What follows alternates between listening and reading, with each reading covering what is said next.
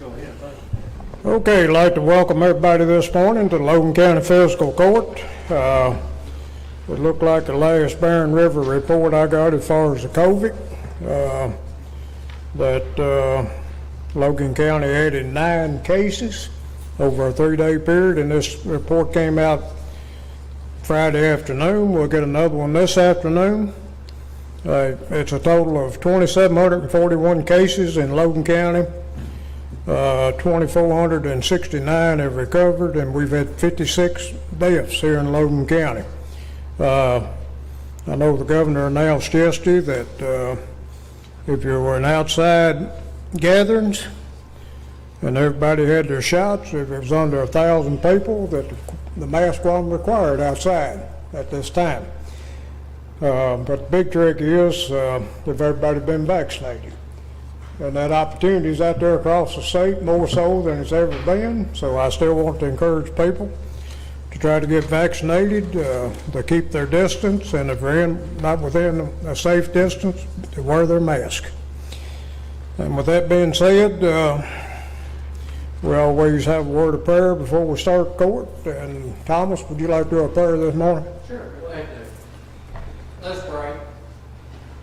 Dear most gracious Heavenly Father, we just come before you today, just seeking your guidance, Lord. We just pray that as we gather here to conduct the business of this great county that you blessed us with, that we seek your wisdom, Lord, and not rely upon our own. Lord, we just pray that all that we do will be glorifying to you and honoring to you, and just good for those whom we serve, Lord. And we thank you for that privilege that you've allowed us to serve and give back to our county in this capacity. Lord God, we do want to take a moment to lift up our friends that are hurting in Logan County, and we have several that's on our hearts. I want to personally just lift up Rob Beasley, Lord, and just pray that your healing hand would be upon him, as he is suffering the effects of the COVID virus. And Lord, he just needs a great healing, and we just pray that you would grant that to him, and just comfort the family at this time as they go through this. And Lord, we just rely on you for that healing that is needed there. Lord, we pray, Lord, for servicemen and women and first responders, police officers, firefighters, those who graciously, again, serve their community in those capacities. And Lord, we just pray that you'll put a hedge of protection around them, let them know that this court supports them, that we love them. And Lord, just thank you so much for their heart to serve their community. Lord, we ask that you would find us faithful and daily seeking you and asking for your guidance, and all that we would do, Lord, would be honoring to you. We love you and thank you for loving us. We pray this in the wonderful name of Jesus. Amen. Amen. Okay, let's call the meeting together with pledge allegiance to the American flag. I pledge allegiance to the flag of the United States of America and to the republic for which it stands, one nation, under God, indivisible, with liberty and justice for all.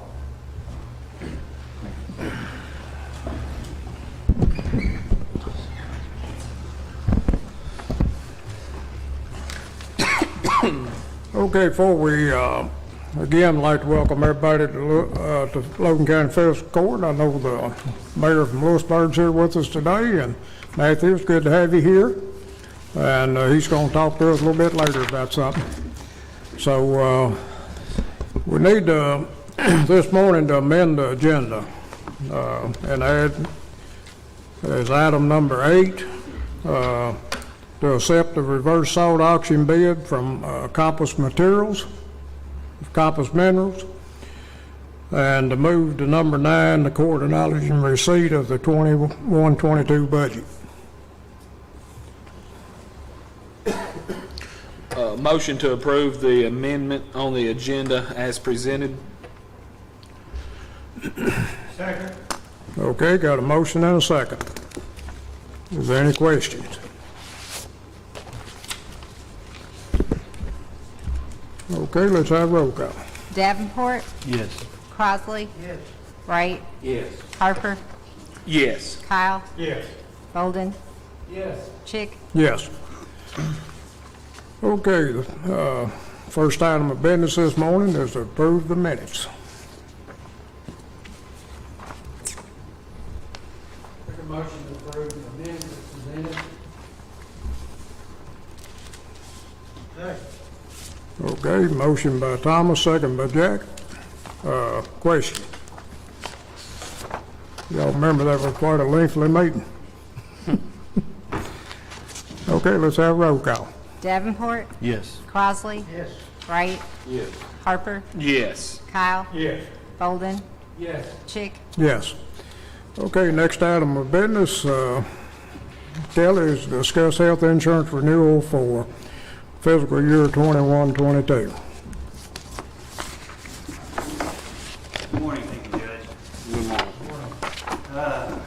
Because everybody should have, I think I passed around, everybody should have a sheet that I prepared, just an outline of our conversation today. So just to remind everybody that our plan for the employees renews every July 1. And the insurance committee, we've been working a lot on trying to figure out what the next step is for our health plan. If you remember back in March, we came and we moved us from the reference-based pricing to the Cigna network to try to ease some of the issues we were having, some of the disruption with the employees. And now going into 7/1, we're actually going to recommend some changes that I think that are going to make life a lot easier for the employees. So I'm going to use this as an outline and walk through it. So the renewal for 2021, we really have two options that we looked at. One was to stay with the current program, that would be with the Paragon as the administrator using the Cigna network. But option number 2 was an Anthem self-funded. Now, it says Anthem ASO on your notes. Anthem ASO, that's a fancy way of Anthem saying that they're self-funding. I think the last time I was here back in, I think it was March, I told you I was going to bring you an Anthem quote, and that's what I was able to do today. Now, go back a little bit, is the reason you haven't seen an Anthem quote prior to this is Anthem historically does not do any self-funding for groups under 100 employees enrolled. And you guys are 69. So historically, they've just not done it. They would just say no. Through some conversation earlier this year with some of the with the VP of sales, he agreed for me to allow me, I guess I must be their test run, their beta test, to go ahead and quote a few fiscal courts under 100. So you guys, Simpson County, I think I ran Butler County, Hopkins County. So I had a few counties around that we ran a self-funded quote with. Some work, some don't, depends on the numbers. And for you guys, I think it makes sense. So the option number 2 is to move to Anthem ASO program, self-funded. Essentially what this means is this, is it's going to be Anthem just like we had Anthem in 2019, back when we were with Fiscal. The system works essentially the same way for the employees. It will be completely transparent. And the employees would have an Anthem card like they have had in the past, and we're looking at moving back to McGregor for the HRA. So essentially, we're looking from the employee's experience to completely replicate what we had in 2019. So they'll have their 2 cards. It'll work just like they always had in 2019 and years prior. So from the employee's perspective, it's Anthem. It works like Anthem always works. So if any disruptions they have experienced, which I know we've had several this year, that should go away because it's going to be the Anthem network. It's going to be the Anthem process. From your perspective, as a court, you'll still be self-insured. Now, from a perspective of administration, Amanda, it'll be a little easier for her because she'll get 2 bills in, one for administration, one for claims. We have built into this to keep the capstone system, which is something that we have back with Keiko and we have with this current program. So we built that in. So from Amanda's perspective, it'll still be self-insured, but it will be less to keep up, less logistics to keep up with. It'll be a lot simpler for her. So from the employee's experience, it'll be like it was prior to going self-funding. From Amanda's perspective, it'll still look like self-funding, but it'll be a lot less moving parts than what you had to deal with. From your perspective, it's still self-funded, so we will, in the years we have good claims, we will be able to benefit from that. That's money that will stay with the court. Now, that money right now we're building into reserves. We're not spending that money because when you're self-funded, you want a certain dollar amount in reserves because we're going to have a bad year, folks. Sooner or later, we're going to have some people that get sick and they're going to use their health insurance, which is exactly what that's for. But we have to have a reserve, so we're slowly building that up so that extra money now is being put into reserves. There will be a point we'll reach the reserves we need. At that point, then we'll decide what we want to do. But for right now, we're still building our reserves. If we decide to go from where we are currently to the Anthem ASO, when we do all the math, and there's a lot of background math on page 2, which I'm not going to bore you with, it's going to be about $25,000 less for the year, assuming that we maxed out all the claims. If we have a really bad claims year.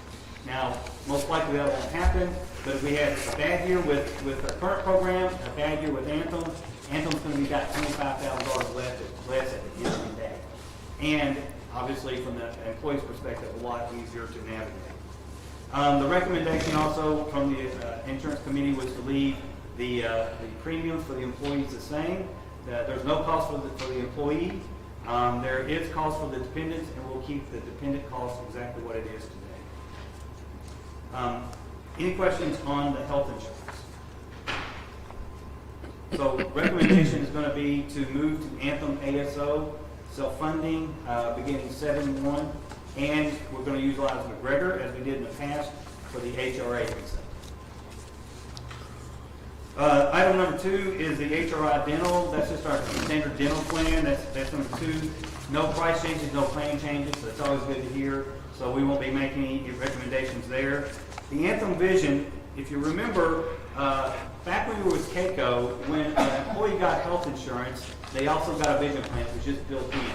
When we moved away from the KCO program, we decided to keep it the same way, so the employee still would get, or the employer and or dependent on a health plan would get a vision plan. Well, we replicated it last year. We want to keep that the same way this year. Any employees that take the health plan will also get a vision plan, just like they did years in the past.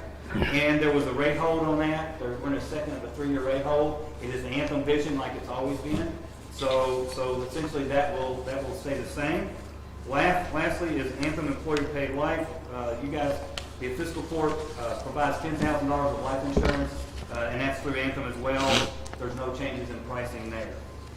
Open enrollments are set for May 19th to 21st. On the 19th, we're going to have open enrollment meetings back here. Last year we did everything virtually, did by video because of COVID. This year we will be back in here. We'll be able to have one-on-ones meetings with our employees again, which I'm thankful. I'm glad to be back with everybody. And so when we move everybody back to the Anthem system this year, we'll be able to be face-to-face with them and make sure they get educated properly to get back to the normal system, assuming the Fiscal Court wants to move back. So those are my comments around it. I'm certainly open to any questions or any thoughts.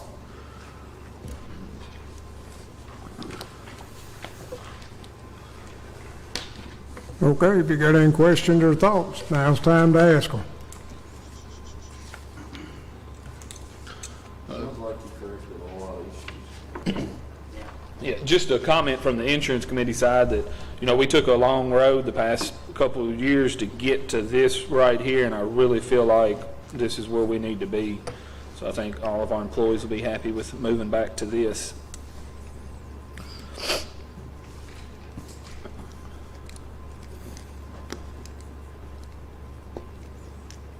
Okay. No, I'll sit down. If you have any questions, let me know. I'll be glad to answer. And y'all can never let Kelly off that.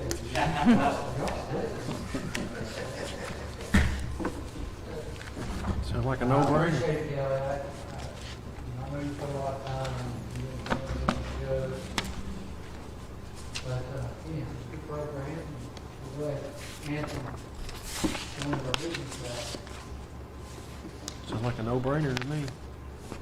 Yeah, so good. We got like 6 motions to make this all happen already.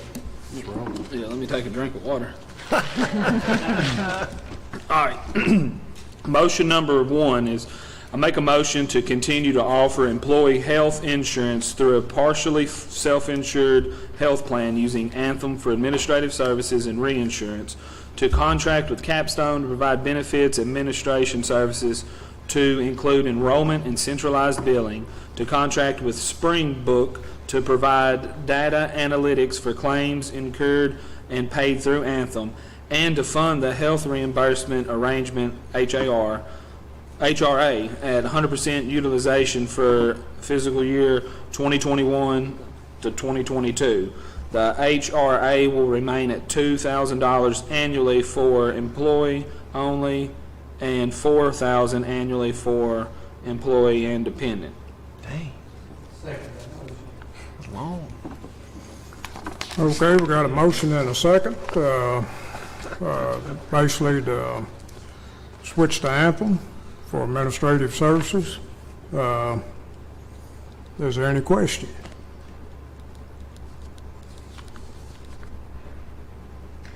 Okay, let's have roll call. Davenport, Yes. Crossley, Yes. Wright, Yes. Harper, Yes. Kyle, Yes. Bolden, Yes. Chick, Yes. All right, motion number 2. I make a motion to enter into a contract with McGregor and Associates for FSA services at $4.25 per month per employee with a $100 annual renewal fee, and HRA services at $6.50 per employee per month with a $100 annual renewal fee for fiscal year 2021 to 2022. Second that motion. Okay, got a motion on the floor to enter into a contract with McGregor and Associates for FSA services. Is there a question? It's FSA and HRA. HRA, yeah.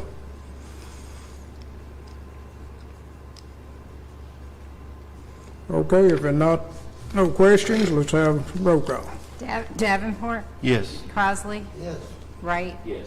Harper, Yes. Kyle, Yes. Bolden, Yes. Chick, Yes. Motion number 3. I make a motion to continue to offer employees waiving health insurance $350 per month in taxable income, which can either be added to the employee's biweekly payroll, be used for FSA funds up to $2,750, or any additional county-offered employee benefits, and/or a combination of the options mentioned above, effective 7/1 of '21. Employee must provide proof of other health insurance coverage to elect this option. I second it. Okay, we got a motion and a second on the floor, waiving health insurance, $350 per month, either taxable income or FSA funds, or any combination of either. Is there any question?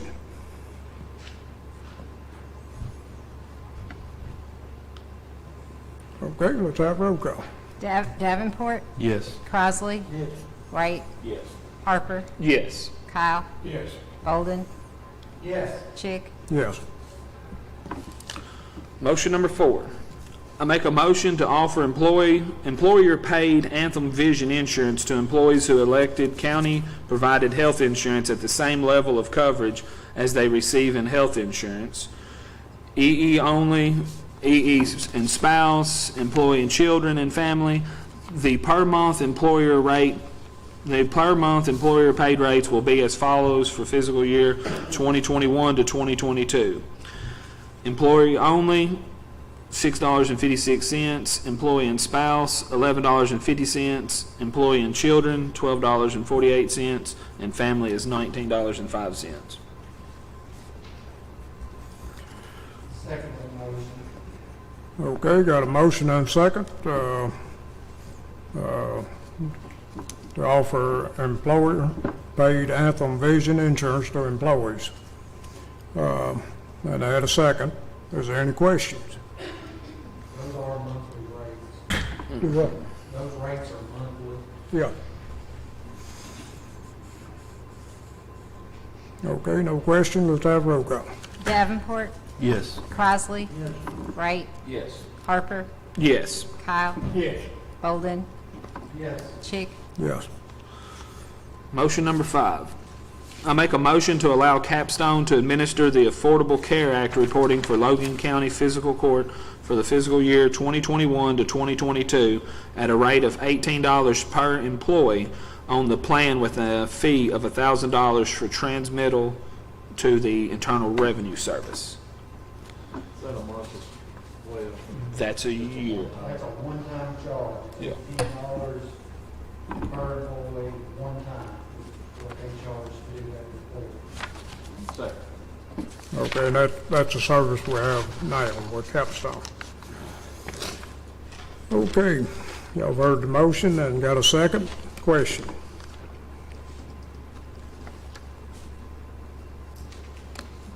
Okay, let's have a roll call. Davenport, Yes. Crossley, Yes. Wright, Yes. Harper, Yes. Kyle, Yes. Bolden, Yes. Chick, Yes. All right, motion number 6. I make a motion to allow Peel and Holland to administer the county's wellness program at a rate of $8 per employee per month for fiscal year 2021 to 2022. The wellness program will run from July 1st, 2021 to April 30th, 2022. Employees must complete an online health risk assessment, a biometric screening that includes a visit with a healthcare provider to earn any wellness incentives, as well as continue to receive the county-provided health insurance at no cost. Employees who do not complete the wellness program in fiscal year 2021 to 2022 will continue to pay $25 per month for the employee portion of their health coverage on 7/1/2022. Employees may additionally participate in other wellness functions to earn up to 2 days of paid time off, which may be taken or sold during the 2021 to 2022 fiscal year. Second. Okay, got a motion and a second. Yeah, I got a question, I don't understand that. So currently, it's been this way for a couple of years now. Currently, for our wellness program, we offer a wellness program, and there's a minimum of 3 things that you have to do, which are right here. Go get a physical, go get a blood exam, and what's my third one? Yeah, do the assessment, you know, an assessment thing where you just answer a question, you know, what's your height, what's your weight, how much do you exercise a day, what do you know, just it takes about 20 minutes. You can do it online or you can get a printed version and turn it in. So we require that all employees do those 3 things, and if you do, we pay 100% of your health insurance. Every month they have to do it? No, during the Okay. year, one time. Okay. Once a year, you do those 3 things. And then if not, they pay $25 towards their health insurance. If you say, I don't want to do that, then your cost of health insurance is $25. I got it, thank you. And we do that now, Cal, that's in place. Yeah, well, I just didn't understand it. Okay. Do we have a second to that? Yes, sir. yes. Okay. Okay, any other comments, questions?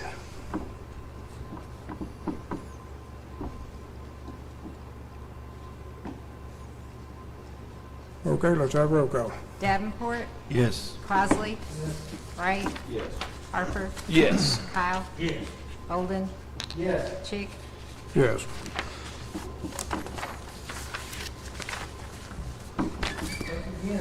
Thank you, Kelly. Yeah, appreciate it, Kelly. Okay, if anybody feel, I don't know if you realize what we've done or not, I know you're in court, and we switched back to Anthem Insurance and the McGregor card.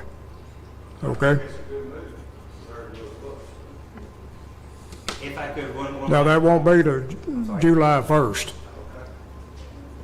One last comment to the court, if I can. I want to say a thank you to the judge and to Amanda for the hours they put in over the last year dealing with some of the changes we made, and to the insurance committee. We spent a lot of time running through countless numbers to make sure that we're doing the right thing moving forward. So I just want to say thank you to both the insurance committee and specifically Amanda and the judge for the time they put in. They've been great partners in moving this forward, so thank you. Thank you, Kelly. Appreciate it. Okay, next thing on the agenda is the bill list and the supplemental bill list.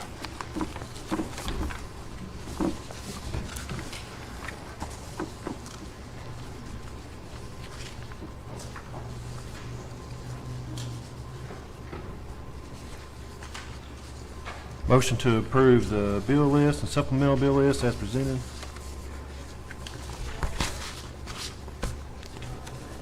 Second.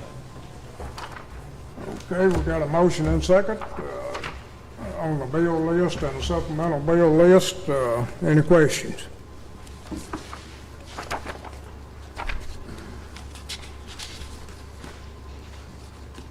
Okay, let's have roll call. Davenport, Yes. Crossley, Yes.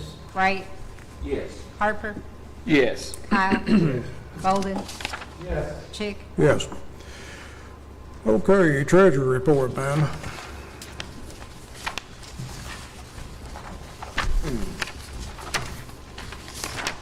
Good morning. So in your folders, we have a list of budget transfers that we need to get approved today. So moved. Second. Okay, got a motion and a second on the budget transfers. Any questions?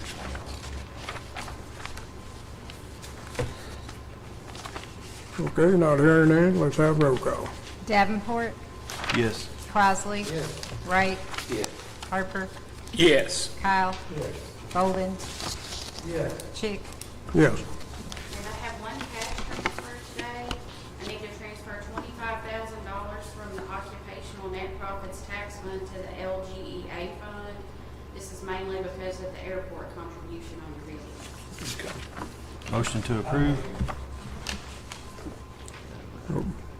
Did you second? Did you make, It was a tie. you gotta speak up. Got to turn 'em Okay, we had a motion to approve by who? by Mr. Kyle. I'll Mr. second. Kyle? Yeah. And Tyler seconded. Yeah. Any questions? Okay, let's have roll call. Davenport, Yes. Crossley, Wright, Yes. Harper, Yes. Kyle, Yes. Bolden, Yes. Chick. Yes. That's all I have for you. Thank you very Thank much. you. Road work request. Tyler? District 1, Paul, I'll meet you out there on Bismarck sometime. Got another call about some stopped up tiles and stuff. So we can just go out there and look at it and see what we got. And other than that, continue maintenance. Appreciate all the hard work.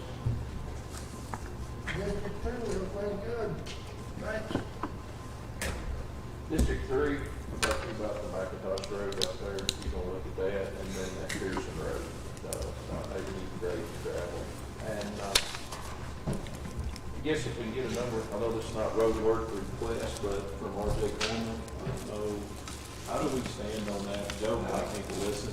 How do we stand on that if a person calls and Foreman, they're having an issue with Foreman Railroad and it's cutting into their property? We do just call it contact and try to pass it on. Okay. All right.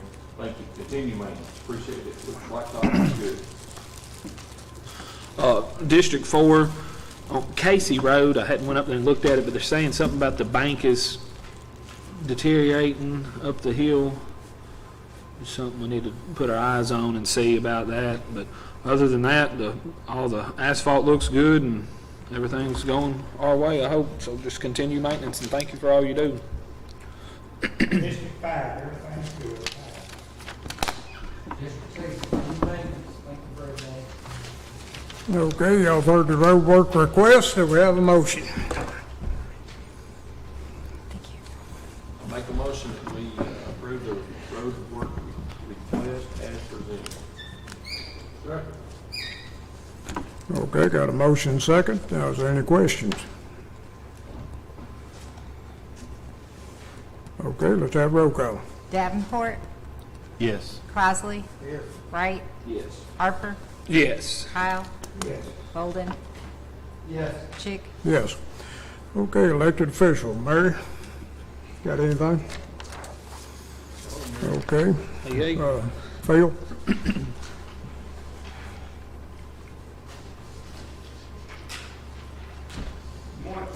Morning. Good morning. As of today, we have 133 total. We got 70 county, 63 state. And we have, on the county side, we have 24 portable bunks. I knew that. Sorry about that. Makes you live city. I have to do that a lot myself. Just so you know that we're sending a transport to another county, pick up 11 state inmates, and that's gonna put us up 41 working state inmates, so we can, continue to improve on our programs and have more of them. So that's a good thing. That's good news. Yes, it is. Now, we're not full of state inmates, is that right? I'm sorry? State, you could take a few more state, is that right? Exactly, we've gone to pick up 11 more, and that'll give us, Well, you're glad to get them, aren't you?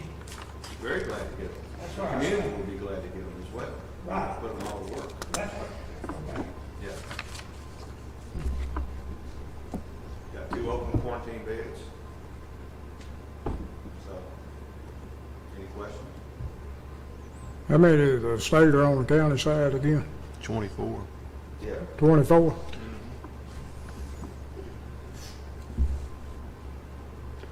Everybody's happy about the litter pickup for sure. Yeah, that's been a big plus for the county. It's been a huge undertaking. I think we're about caught up on that, so we're gonna That's start good. doing some mowing now, That's good. so. But, yeah. So, things are looking better. We're slowly recovering from the COVID-19 pandemic, so. So how many did you say you'd have eligible to work? 41 after today. We got a lot of responsibilities inside the jail as well. Yeah. We're abatement, we're gonna do some mowing, and anything else that we have in manpower to do, so. Awesome. Thank you. I've got a question I'm wondering. The people the ones that got on the highway picking up, they're glad to be out there, yes, aren't they? They are. I mean, you don't force them to go. You can't make them go, can you? We require everybody to work, whether inside the jail or outside the jail. Nobody lays around in their bunk all day. Well, if I had the choice, I would be out there at the jail. Well, I had to get fresh air and some sunshine and some exercise. So, but I haven't had anybody to refuse to work.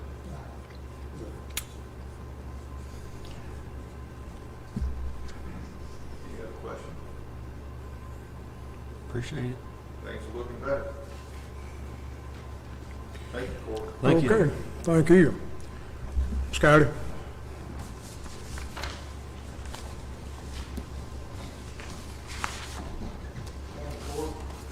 You should have a pamphlet there in your packet.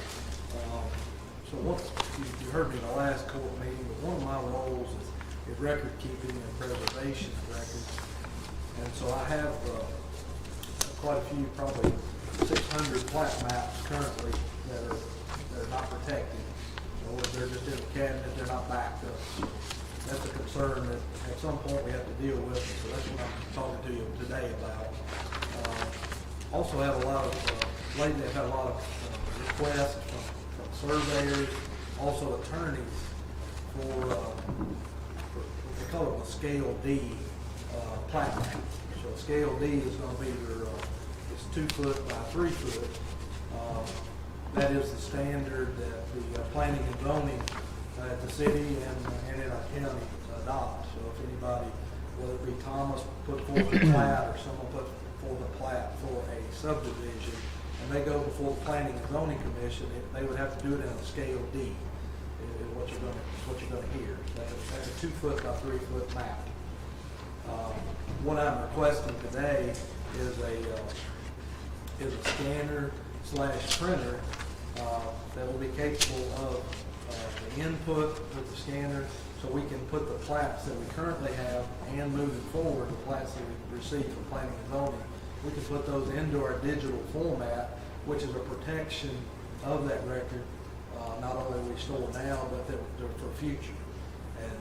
And then on the other side with the printer, if a customer comes in, whether it be a surveyor, attorney, or a customer that lives within that subdivision, they would like a plat copy of that full-scale map, we will be capable of doing that process for them at a cost.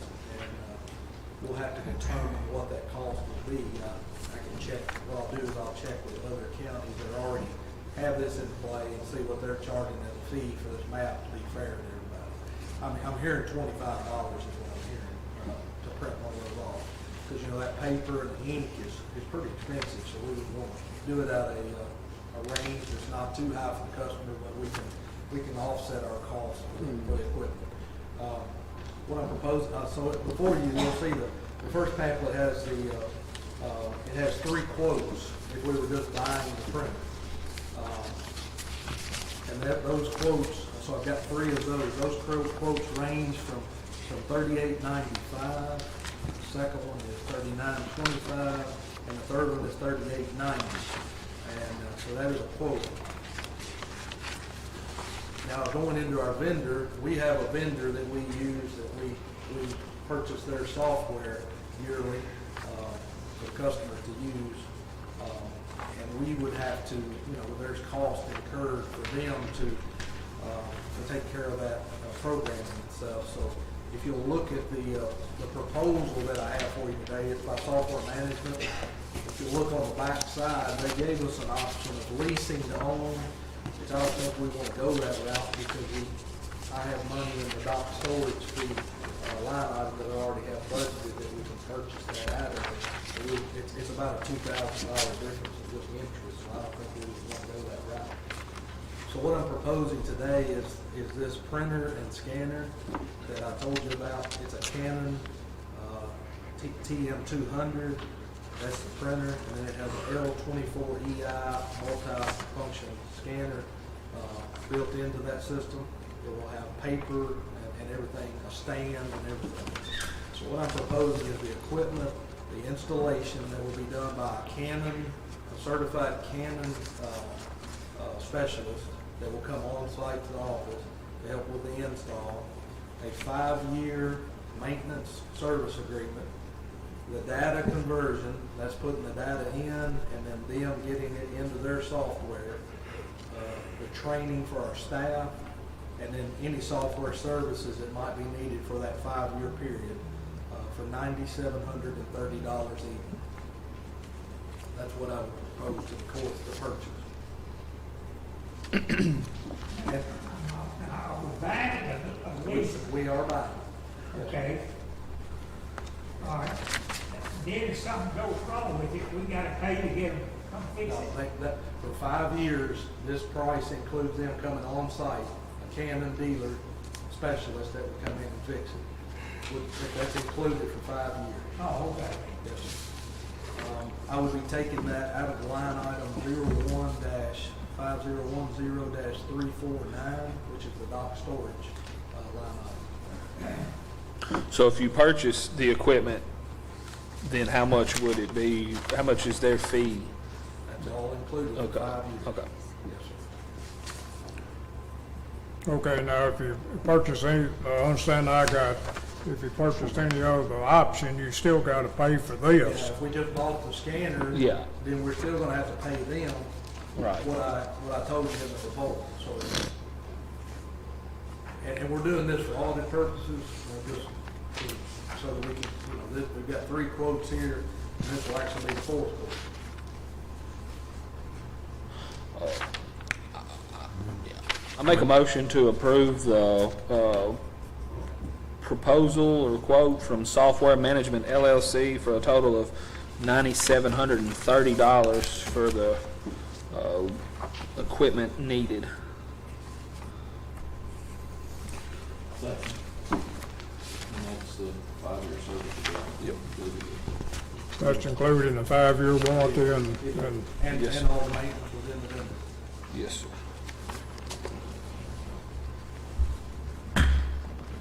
okay, we have a second then. Yes, sir. Any questions? I think it's the price is a little high, to be honest with you, the $97.30 for, you can almost buy 2 of them, but since you've already done all the checking and researching. I pay them Yeah. just to use their software to Yeah. put this information in. Yeah. So Got the line item? for version. Yeah. Sounds good. Okay, let's have roll call then. Davenport, Yes. Crossley. Yes. Wright, Yes. Harper, Yes. Kyle, Yes.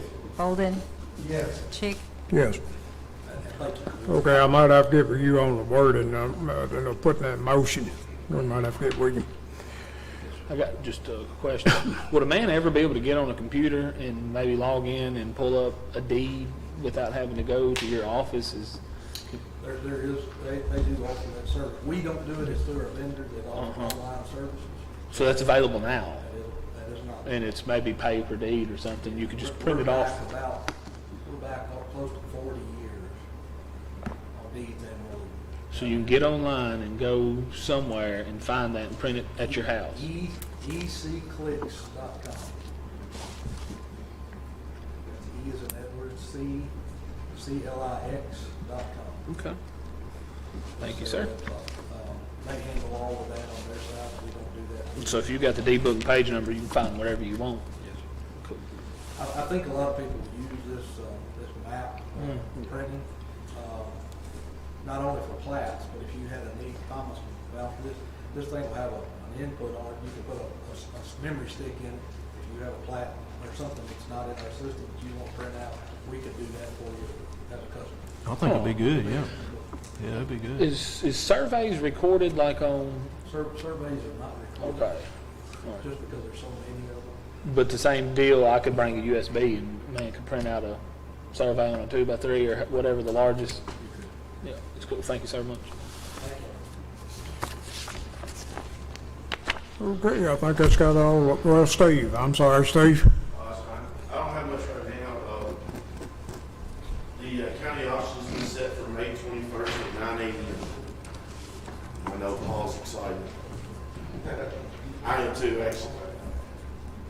So, we hadn't added anything to it. It's just the same list It's the from. same list before. I know we have one more court meeting left. I've got 2 cars that I may try to do at the next court meeting, but if I don't, I don't. So other than that, I don't think Paul had anything. I don't know if Jay had anything else they wanted to add, but it kind of leaves this opportunity if someone does. So That's good. Yeah, we'll get it sold. get it over with. So, and also one of the new cars have come in. We're picking up today, but I would like to ask court to see if it's possible. If the second car is supposed to come in the end of May, so if it comes in before the next court meeting, if the court could maybe allow the judge's office to go ahead and issue that check, and we could go pick it up when it came in instead of waiting for the next court meeting. So I don't know if that's possible or not. We'll need a motion, to allow us to write the check. I'll make that motion. Well, let's write a check for Steve, go ahead and purchase the car. Okay, got a motion to allow county judge's office to go ahead and issue a check if that car happens to come in. And got a second. Any question? Beginning think we wasn't going to be able to buy a car or an ambulance, either one. The last quote we were a couple of meetings ago, Thomas suggested to talk to him about the pre-purchasing agreement that we'd already sent him. And once I did that, we were notified like a week later that they'll be here in less than a month. So they started showing up. So. Okay, no other questions?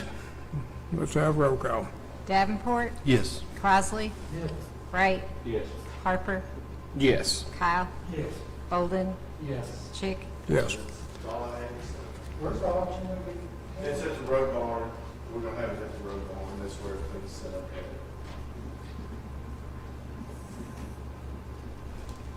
Right now, everything's out there, Thomas. Okay, Department of the Agenda.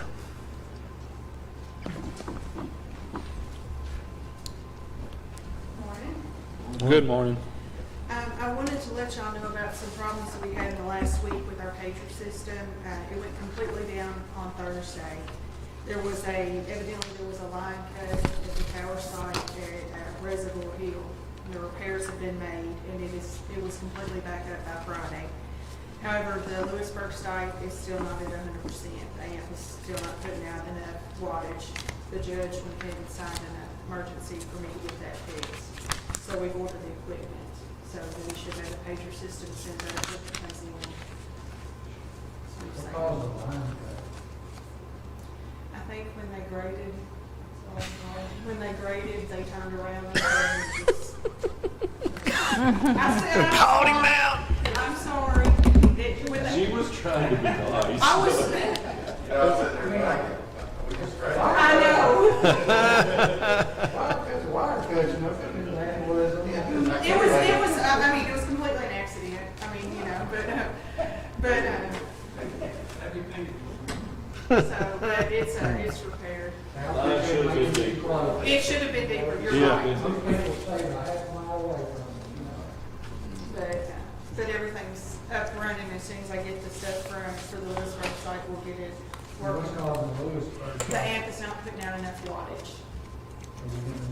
We're getting another amp, and we're putting up another bass repeater down there to make it all work better together, but we have to hire a tire farmer, and it's $4,400 to do all that.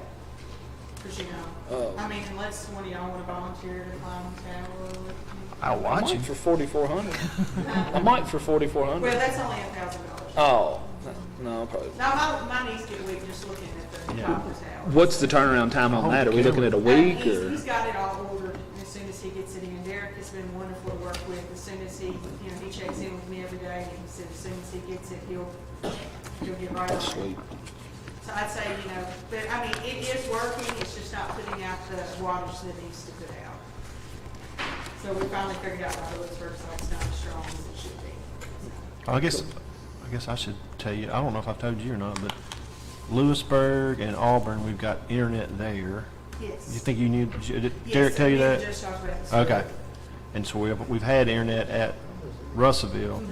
Now we're just scheduling Net Green to come and put the equipment in, and then the, Yeah, me and the judge talked Okay. about that. Of course, I had to work with AT&T over doing something. When they put this equipment in, they went ahead and got everything ready because we had a severe increase in our bill due to the line that we had. yeah, I saw that, log line. like 4,000 So, something. they recommended the fiber, so when they had, since we had to go ahead and make the change, Yeah. we went ahead and repaired it to be up to date. I mean, we had no forewarning, it's just all of a sudden we got the bill, and we were like, yeah. Yeah, I saw that on there. But other than that, things are going pretty good. Yeah, good. Yes, sir.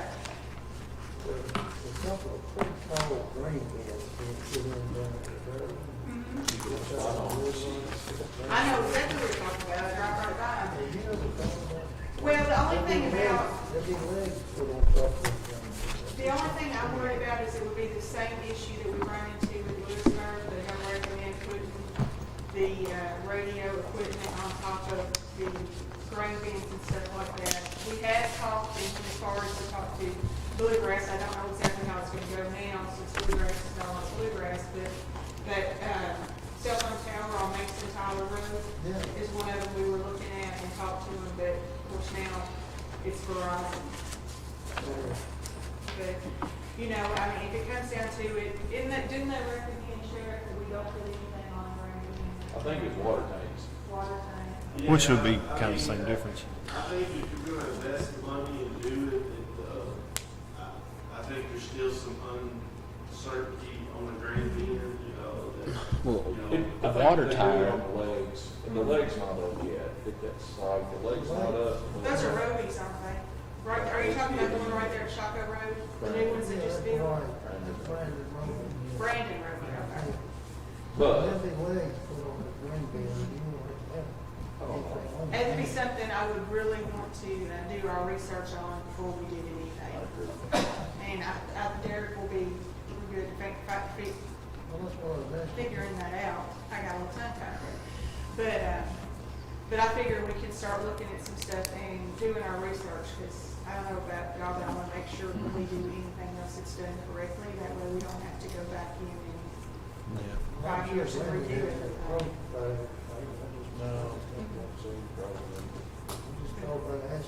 Oh, no, that's fine. I'll talk to Derek and see what he thinks. It's a pretty tall spot though. Yeah, it is. I didn't know what they were doing there, but then, you know, of course I drive by it every day, so. But they got two really big grandkids there now. Then the lady's gonna be all over that. Okay. But It might be something, you know, we need to, when they get everything done, when we get further into the southern side, we'll start doing our research to see where our best coverage will be. they were talking to one of them more, didn't they say something about it? They said something, they said something about Mortimer, and then they also, the Mason Tyler Road, which was, you know. Just talk to Derek about it. Yeah, thank you guys. Thank you. Okay, if y'all just give them a report for Nathan, there are 4 different pickups by groups. One of them was Kentucky 663 and part of Kentucky 103.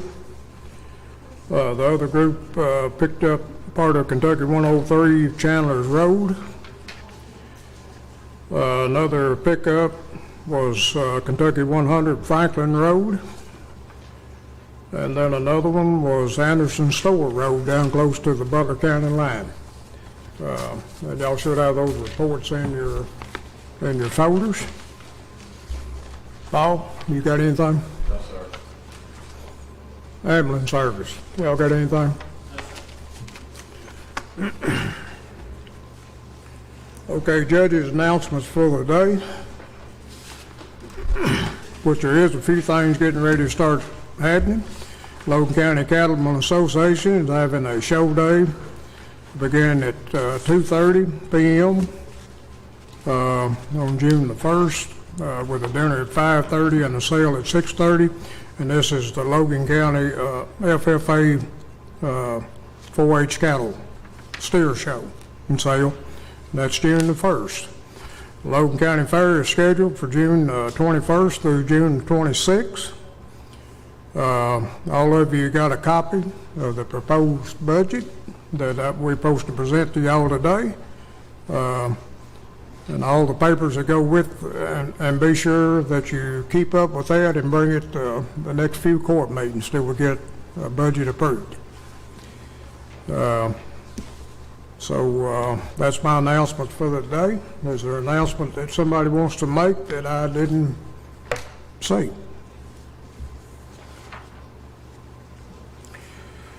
Not hearing any reports. I think, Tyler, you gave them a report on the internet that were at the tire sites. Right. And evidently we got all that under contract now. The motion that the court did a few months ago was to allow Tyler and myself to check into the resources and to be able to go ahead and sign a contract and complete the installment, and we'll be talking about the installment a little bit later. Okay, citizen participation. We got the mayor from Lewisburg here today. We ask that you come forward, you state your name and some area that you live in. We don't want your complete address, but I presume you live in Lewisburg. I do. I'm Matthew Moore, and I live on Stacker Street in Lewisburg.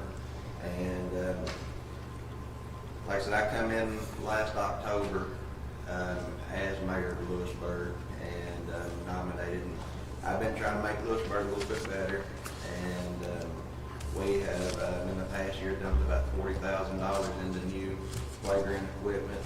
Half of that was turned into a grant from the state.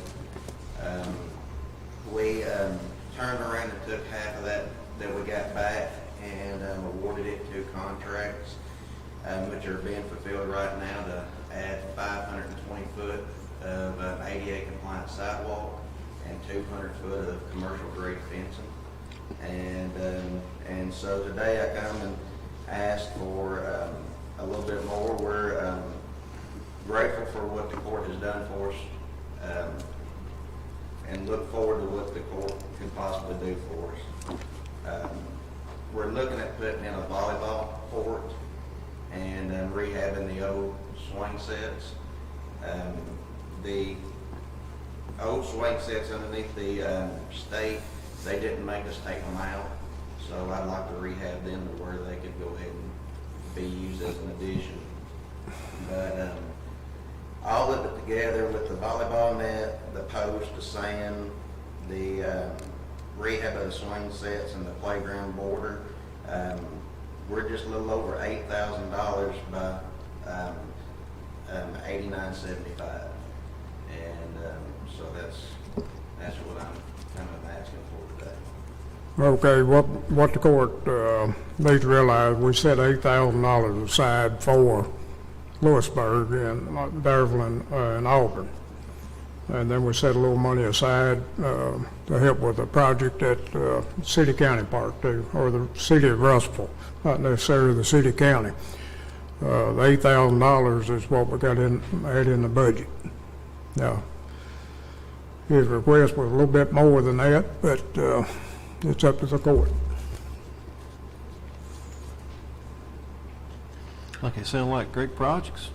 Yeah, we're really excited about it. We got a lot going on for Lewisburg. We just, I've actually got a special council meeting tonight to award the contracts for our wastewater plant. We've been ordered all new road signs and stop signs for the city. We're getting a lot of stuff done. Good deal. We're really excited about it. Our park, you know, it's really not in the best shape, but we're trying to turn that around, and it's looking really good right now. I can't remember what the money was used for last year, but I do know Lewisburg came up here and made a request. Yes, sir. Yes. Maybe in the dugouts or something like that? I had come in, but like I said, we used the help with $40,000 last matching year grant. for the Grant was $40,000. playground upgrades, Mhm. and like I said, we got half of that back. And so since it was already budgeted out for the play, you know, for the park, I just turned around and reinvested that money back. And since it was already allocated for the park. If it pleases the court, I'll make a motion to do just $9,000 even, and then we'll just pull the extra 1,000 from wherever we have to, but that would be my motion. And we're doing a lot of the work ourselves.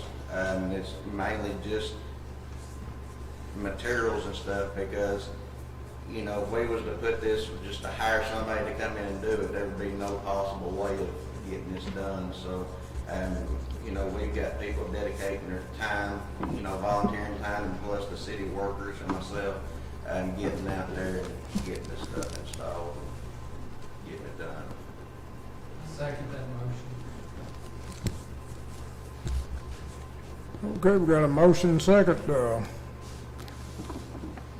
do a $9,000 contribution, and with that being done, say it, you need to put in the motion to allow us to make the necessary transfers from wherever it needs to come from. Yep, to make the necessary transfers to make that possible. And it would probably be the next court meeting before we issue a check. Okay, that's fine. Okay, any questions? Good to hear the report that what you're doing. Well, the city certainly appreciates it from the court, and you know, we unfortunately don't have a whole lot of factories and contributors coming our way, you know, so we certainly do appreciate any help that's given to us. Well, this little old grant that we've been offering cities has got to be a big help. That wasn't in the budget when I first became judge. I was hoping to see big improvements at parks. I know it's limited in what we can do, but yet it's We also purchased new ADA compliant picnic tables last year as well.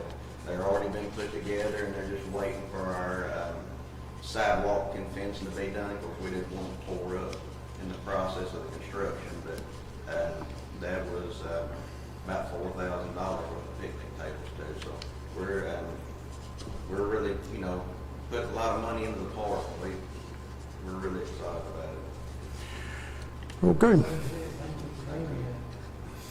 Okay, let's have a roll call if there's no questions. Davenport, Yes. Crossley, Yes. Wright, Yes. Harper, Yes. Kyle, Yes. Golden, Yes. Chick. Yes. Okay, thank you, Matthew. Thank you, man. Thank you.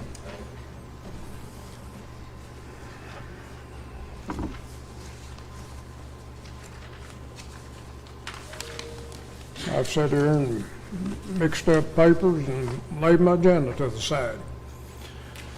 Okay, next item of business is open bid for the radio equipment needed at the jail.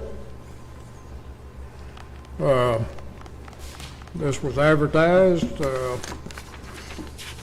and we got one bid, Wilson Communication.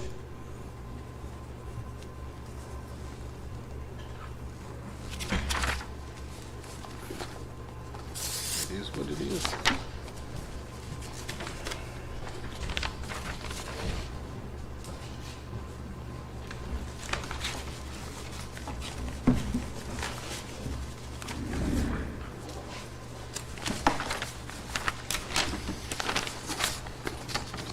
It looked like, for what we requested, that was sent out, that his quote, or his bid was $4,630.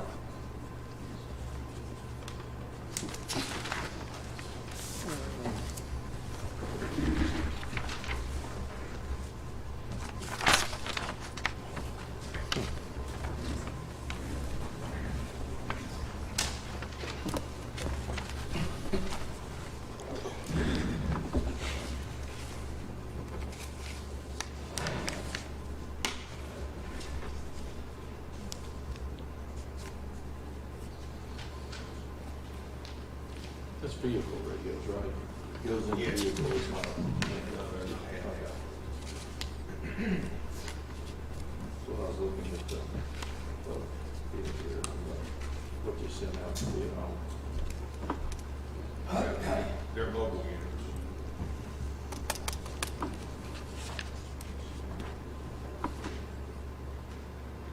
Scott, appreciate you being here. I didn't introduce Scott Martin. Scott Martin, before you leave, he's been a long-time employee at CAECO. Been very helpful through the years. He's helped with the reverse auctions and pretty much been real active up at CAECO. So, Thank you all, dude. Thanks for the time, and we'll see you next visit. See ya. It's, under Dave's contract, does he install that, or y'all installing it? He's installing that at this quote. Or at his contract with the county, whatever. Right? Okay. I don't know if he'll do it on site or take it. He's right down here now. A feet minute. I'm not sure. Right beside the old Courthouse, he's got a business building out there, with old hydraulic. Yeah. Right behind it. He has all of that.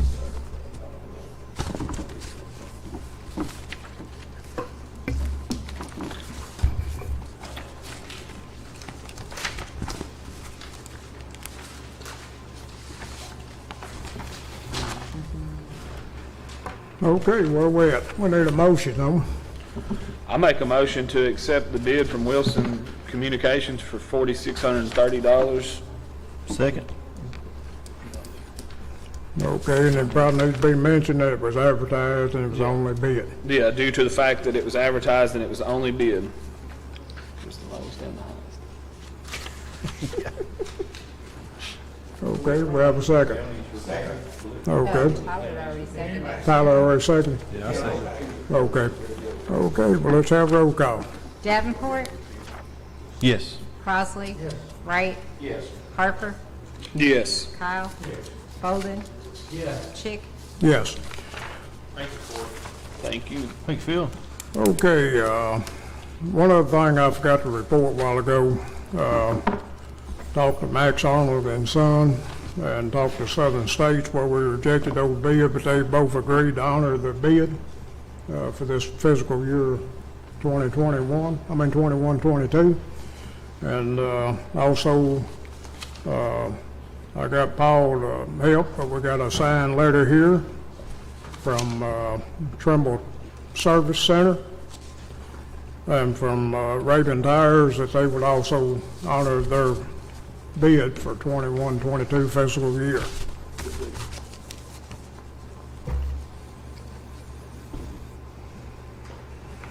Did we ever find out anything on the, what was it, the coal mix or something? Coal mix, They didn't bid for this coming year, but we got time in this year's quote or bid to go ahead and get a load fixed up, and I think that's scheduled for May the 27th. And we'll go ahead and instead of doing a rebid or a quote, we'll just go ahead and use this year's bid and be able to get it done. Good deal. Okay, the next item of business, I don't know if this requires a vote. We just need to know how everybody stands. I know everybody was at a Common Ground meeting. Discuss interest in entering into an agreement with the city of Darrellville, Auburn, Russell, and Lewisburg for contractor license and countywide building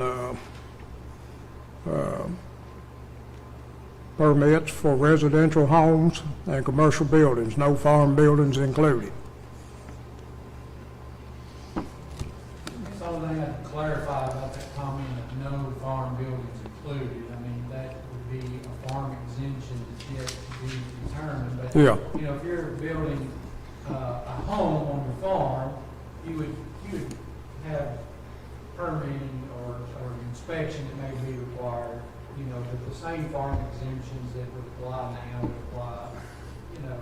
Yeah. That, you know, I didn't want somebody to think that the electrical and the plumbing was farm exempt. I mean, we don't have the right to do that, that's the state. Yeah. But we could definitely exempt, you know, farms if somebody wants to build their own barn or something, but you don't have to come in and get a permit for that. But commercial use, I mean, there's so much commercial farming now. If it's commercial use, milk farm, if you will, I mean, that has to be inspected by the state. Yeah. Well, the solar farm, if we consider a farm as well, the solar farm is considered farm, so it'd have to be done the same way, permitted the same. That would be commercial. I would Sir? assume That would be commercial. I would assume. Well, that's what I'm saying, it's commercial, so it'd have to be. I would think so. Joe, can you hear us? Because I got one question to direct, and I don't, okay, Thomas, we was at that meeting, Yes, sir. and, you know, you're talking about getting the permits and getting the signs and stuff, in which one office, I agree with it 100%. Just, I'd like to have all three in that one office, where if I got the wrong thing here, I will go over here and get it. But you made the comment about if somebody is turned in and does not have the proper paperwork, who stops that project? You come to contractor A, is it contractor B's house, putting a roof on and it's fixing to rain and he don't have the correct paperwork, and they come and say, you've got to stop your project or go get your paperwork, and this guy totally refuses to stop, what law falls, who takes care of, I mean, what happens? I guess my question is, what happens?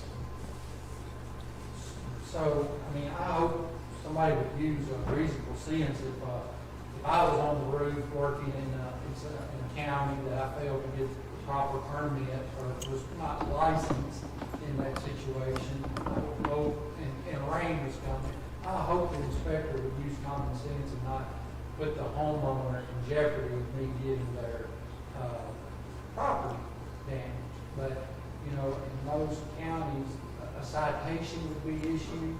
You know, hey, I might get a citation if I don't get it within 3 days or 5 days. It's $100 or, you know, whatever the penalty may be. But, you know, who does that? The contractor licensing board has hired people, inspectors, if you will, and they're the one who issues that stop notice, I think is what it's called. They put that on you know, if it's a new construction site, you know, they would put that notice out on the front thing. It turns from green to red, you know, to stop. So, is that what you're asking? Yeah, I mean, I'm sort of asking that, but who enforces that stop deal? If this A refuses, who forces the stop? He gets a citation, then he comes to the county attorney, he comes to court. I mean, if he's a fine. That'd be a good question for Joe. I honestly don't know because we don't have it, but I don't really know that it actually, I think it would go to a body. So I think maybe those go to code enforcement. I guess- cities that have code wars, so maybe it would come to the fiscal court. I mean, technically, he wouldn't have to stop. He would just get a citation. And Well- then that would be enforced by the county lawyer. Well, that's what I'm saying. Yeah. Who do you enforce that with? So Yeah. I think it would probably be enforced by you all, but it's gonna be how that's written up. But I think the way the city does it, it's through the code enforcement. But to be a contractor license, it's board, right? Is that gonna be made up of different people that, you know, as a, like a quasi, If it's set up similar to other counties around us, it'll be, somebody from the contractors group, Home Builder Association. Yeah. Yeah. Somebody from real estate, you know what I'm talking about, you know, So different. that board is who is, I'll also say my understanding from seeing the way some of these other licensing things have worked, I mean, that's a pretty specific example. And I think there are a lot of ways that if errors are made, that you can make right and get it taken care of. Would that be fair to say if there's Yeah, oversight? like, you know, I mean, You want big picture, you want it fixed, but that would be my thought. I know we've had some with I understand electrician Larry's and question, plumbing. what do you do with the individual who just is not gonna comply, says, I am not gonna do that? What do you do? Ultimately, we'll take it in front of whatever board it is, and my guess is since we don't have a code enforcement board, it very well might be this entity. But I also hope the market will prevail and people will quit using this person because of that. I know that's been a big part of what your thoughts have been on other things, is a competitive market a lot of times will keep people in check. I think in this case, a competitive market plus what you all were doing should make this a very infrequent occurrence. Yeah, I was just, the water was a little muddy, and I was sitting there listening, and I hate to do it in court, take that time, but I guess there was some answers that I needed to answer, you know. Good question. Well, and two, we had the lady that come complain, you know, but in that they discussed if the boards were on 16-inch center, we're just making sure there's enough 16-inch center studs, but we're not plumbing it, we're not making it level. Well, a lot of the stuff that was discussing was issues she had, and it could have been on 16-inch centers. That's just what I'm saying. If the board passes that it's okay, and I'm not saying I'm against it, I just want to know when somebody has trouble, who are they going to come to? I think the issue, to me, the way I look at it, is it's going to be, the guard is going to be the permitting process, so you don't get to move forward until you get properly permitted. But if we permitted it and then something goes wrong, I think that's going to be civil after the fact. Civil after the fact. But I think the guard is to make sure you have somebody coming in to review it before it's final. Well, I just know south of here, there was some ordinance and some stuff that people didn't abide by, and they ended up pulling it because they wouldn't abide by the road. And I'm talking about Auburn. And I You're just, talking about who? Auburn, you know, the Auburn area, you know, we put some people in jail because they didn't abide by ordinances and. You can't, there is actually a specific enabling statute that would allow people to go to jail for that waste type laws. Not everything, there are plenty of things where the relief is civil relief, whether that's, when I say civil relief, that's what the code enforcement board does. That's not typically criminal punishment. So I don't know, but I doubt you all will be making this a criminal. I don't think that is I don't think there's an enabling statute that makes that a criminal misdemeanor. What could be wrong, but okay. You've got a pretty specific scenario. I'm more general at this point since we don't really have anything set up here. I'm just trying to clear my own head up. No, I got you. Okay. But if this passes, I would like to see this office have whatever office it needed to be. He's talking about 3 different, you know, a licensing in the business, whatever. But I'd like to see that in one office where if I don't have the correct paper for this person, I can go right next here and get the correct, get everything taken care of. I agree. Yep. I think- I don't want one in there, one in Auburn, and, you know, Yeah. just want to come to one office and take care of it. And I think the safeguard is when you go to that office and you get this, and this, you know, you've got your liability insurance and so when the homeowner hires this person, he's been through all the steps, so that's the safeguard. And then it might be like a strike system, you know, if you get caught without it twice, I mean, you're barred from doing business in Logan County or something. Okay, but who's going to do that? That's what the I'm saying. board. Who's going to do that? I guess it's the board that gets put into place. Barry, I'm gonna go further than what you said, I'm against it. I know, we got too many regulations now. The only thing that I'll sit here and say that I'm gonna be on the fence just a little bit, but we are doing a lot of selling lots off to highways that we're tying up all the road frontages because people don't wanna get subdivided and don't wanna spend the money to subdivide land. And 50 years from now, how are you gonna get behind that house if the road's all blocked up with houses? So I'm just trying to look down the road. Right now, I'm with you, I agree a little bit with you, but 50 years from now, if we keep selling off an acre lot on every county road or every state road, before long, we're gonna be locked behind the property behind it. There's an instance right now, there's like 25-acre farms, and they're gonna put 7 one-acre lots on the highway. So then you have the back that you're just gonna have an access to. Well, if somebody wants to build houses in the future, how they're gonna do it except look at the back end of a house because they've already faced the road with the house. So I'm just looking for down the road. I know what you're saying. So I'm not really for it either, but I think it might have to happen though. It might, but I'm still against it. But I'm the same way you were a year ago. But I see what's happening and I see how many houses are being built and where they're being built and they're not. And then you probably do too, but I have private lanes that one individual owns and there's 7 or 8 very nice houses back that, and the road is deteriorating. They're paying their taxes. That should have been platted out and taken care of when they built the houses. Well, all those people kind of like me, though, they own that behind sold a lot anyway. You know, I'm just saying, I think it would be a lot simpler down the road if we could have something like this. But I'm one person and I was sitting in your shoe a year ago. I didn't want no part of it, but after seeing the development and Nashville's coming north and Clarksville's coming east, and our growth is just gonna keep expanding, I think. And we need to be proactive for the future, is my personal opinion.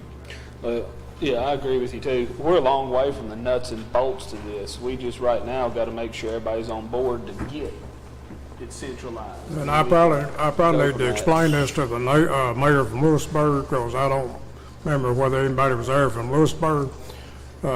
A common ground meet is a meeting that usually the economic development calls for us.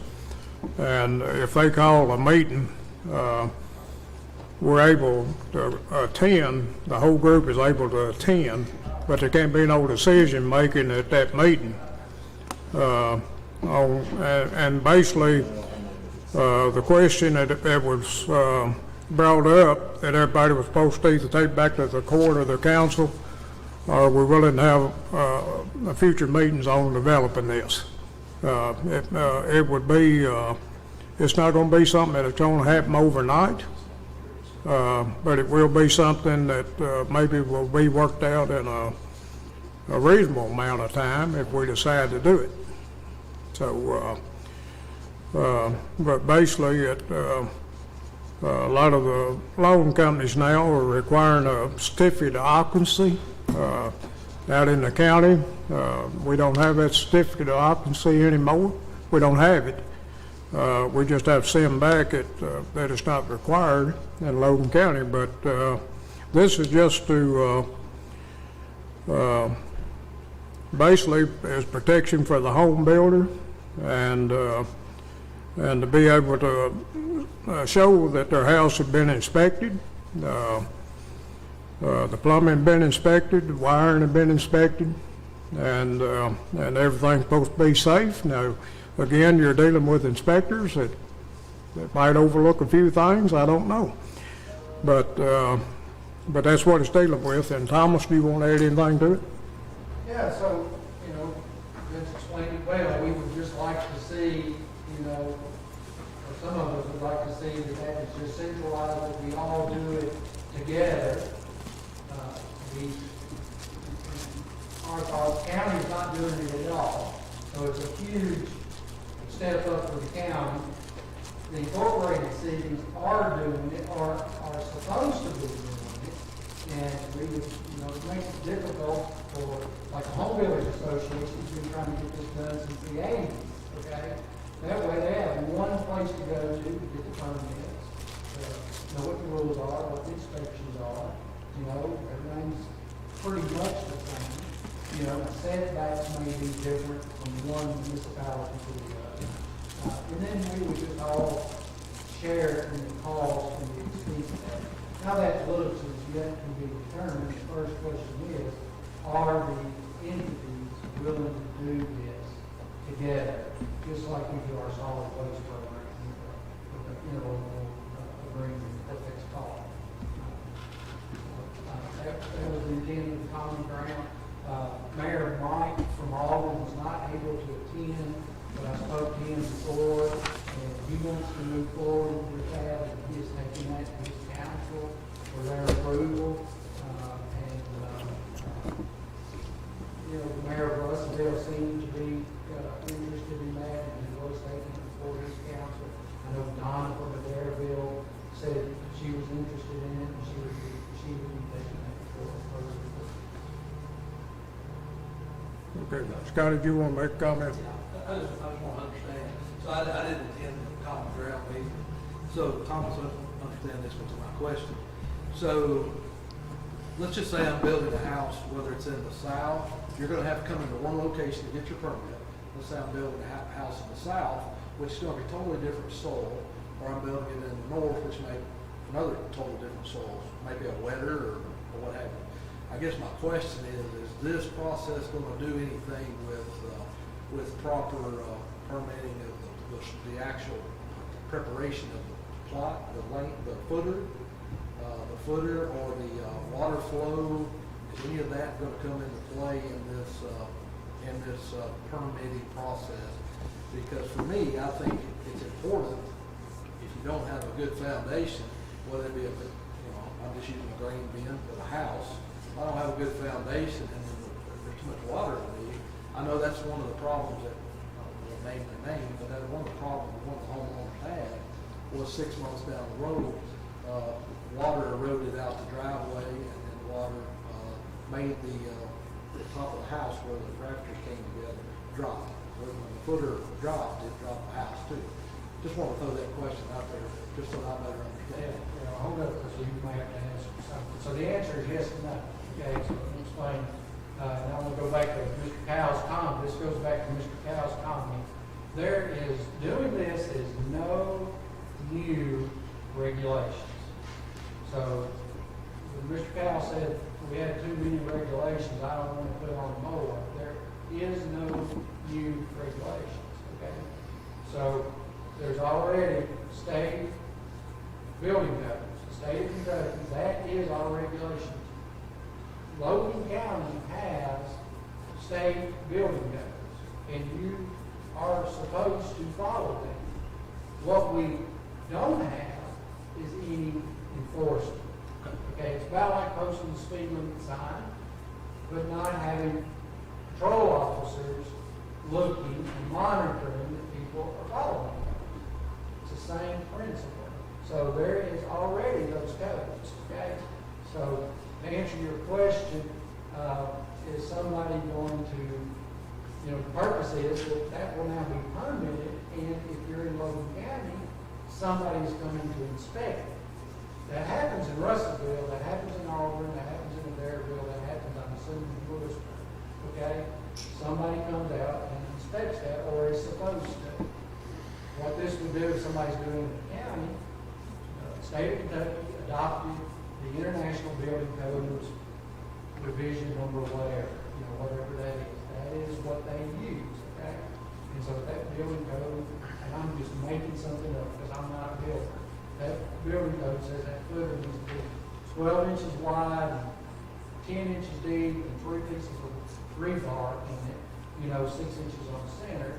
Then somebody's out there looking and inspecting it. Okay, so that's that part of it. If it says framing needs to be, for half-inch plywood, no more than 12 inches on the center, just all the little things that come across that. Those things, building inspectors inspect, right? They make sure of. What a building inspector is not doing is engineering. So if somebody, which this is one of the biggest problems, I don't get call problems. I get problems where people build a house in the bottom of a bowl, and then they call me and want to complain and want the road department to come out there and do something about it.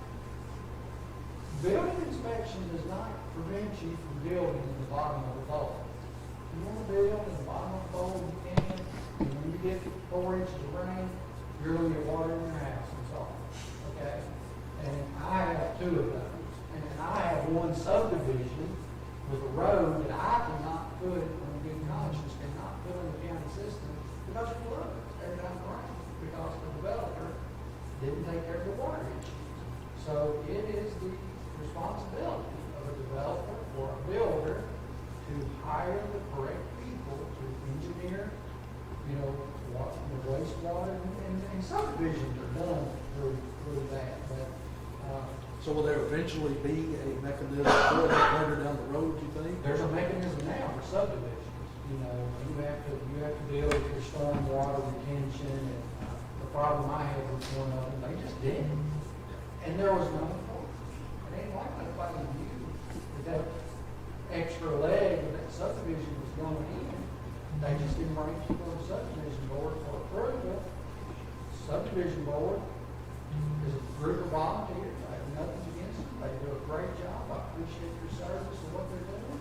But nobody went out there and stopped them, like Barry said. That should have been stopped. Well, wait a minute. Don't do that. That's going to flood.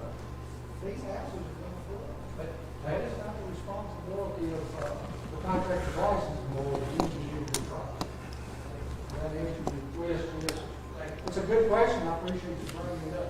But there are no new regulations. I want to stress that. I mean, unless y'all want to create new regulations, my thought on this proposal is we are just enforcing the laws that are already on the books by the state. So do we need to acknowledge this or vote? I don't think there's any reason to vote. They're just whether we're interested in moving forward to another meeting. I guess I complicated it by asking the question, but I didn't know no other way. I'd ask the judge, and I just wanted Yes, now. Yeah. After it's up. That's what it's for, discussion. I mean, if you got a question, now's time to ask it. It's not, about moving forward with it. Again, Thomas touched on this. We ain't got no control, basically where people choose to build a house. If they decide to buy a lot, they decide, in a low area, we really won't have any control over that. Now, a subdivision plat, and if it's already a floodplain, would be a little bit different, but, with a 5-inch rain, you don't know where a floodplain's gonna be. Yeah. But if it's a subdivision that is gonna have a road, we need to make sure that road's gonna not be underwater or something like Thomas was saying, Yeah, the house I got a problem with is in a subdivision.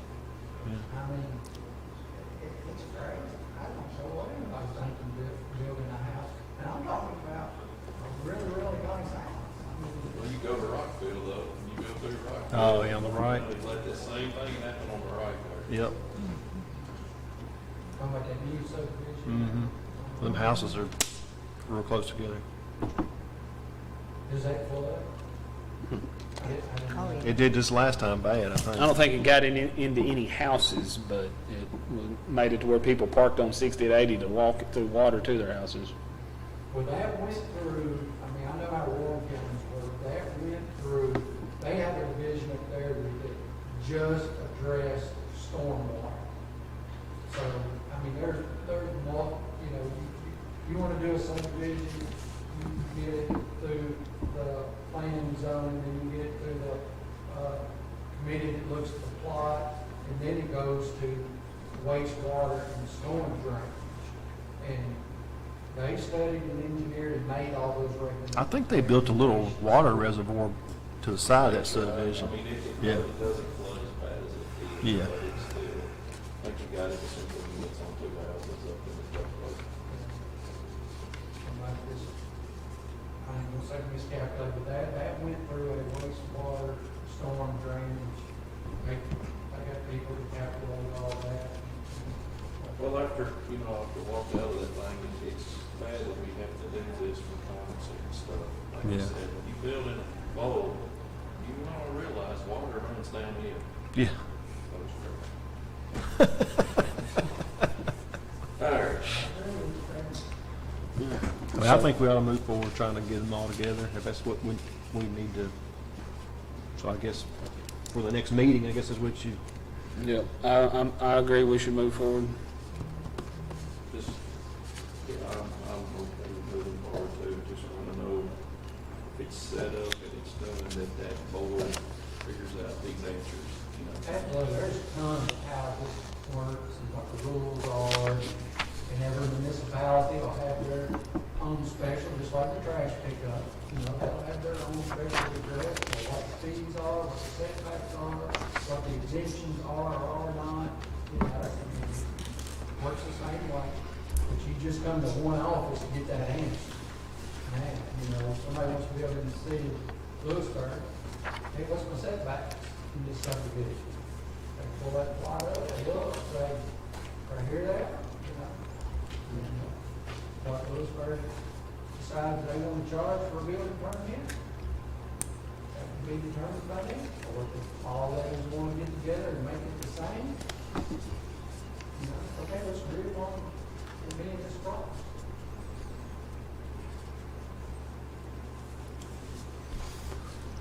Okay.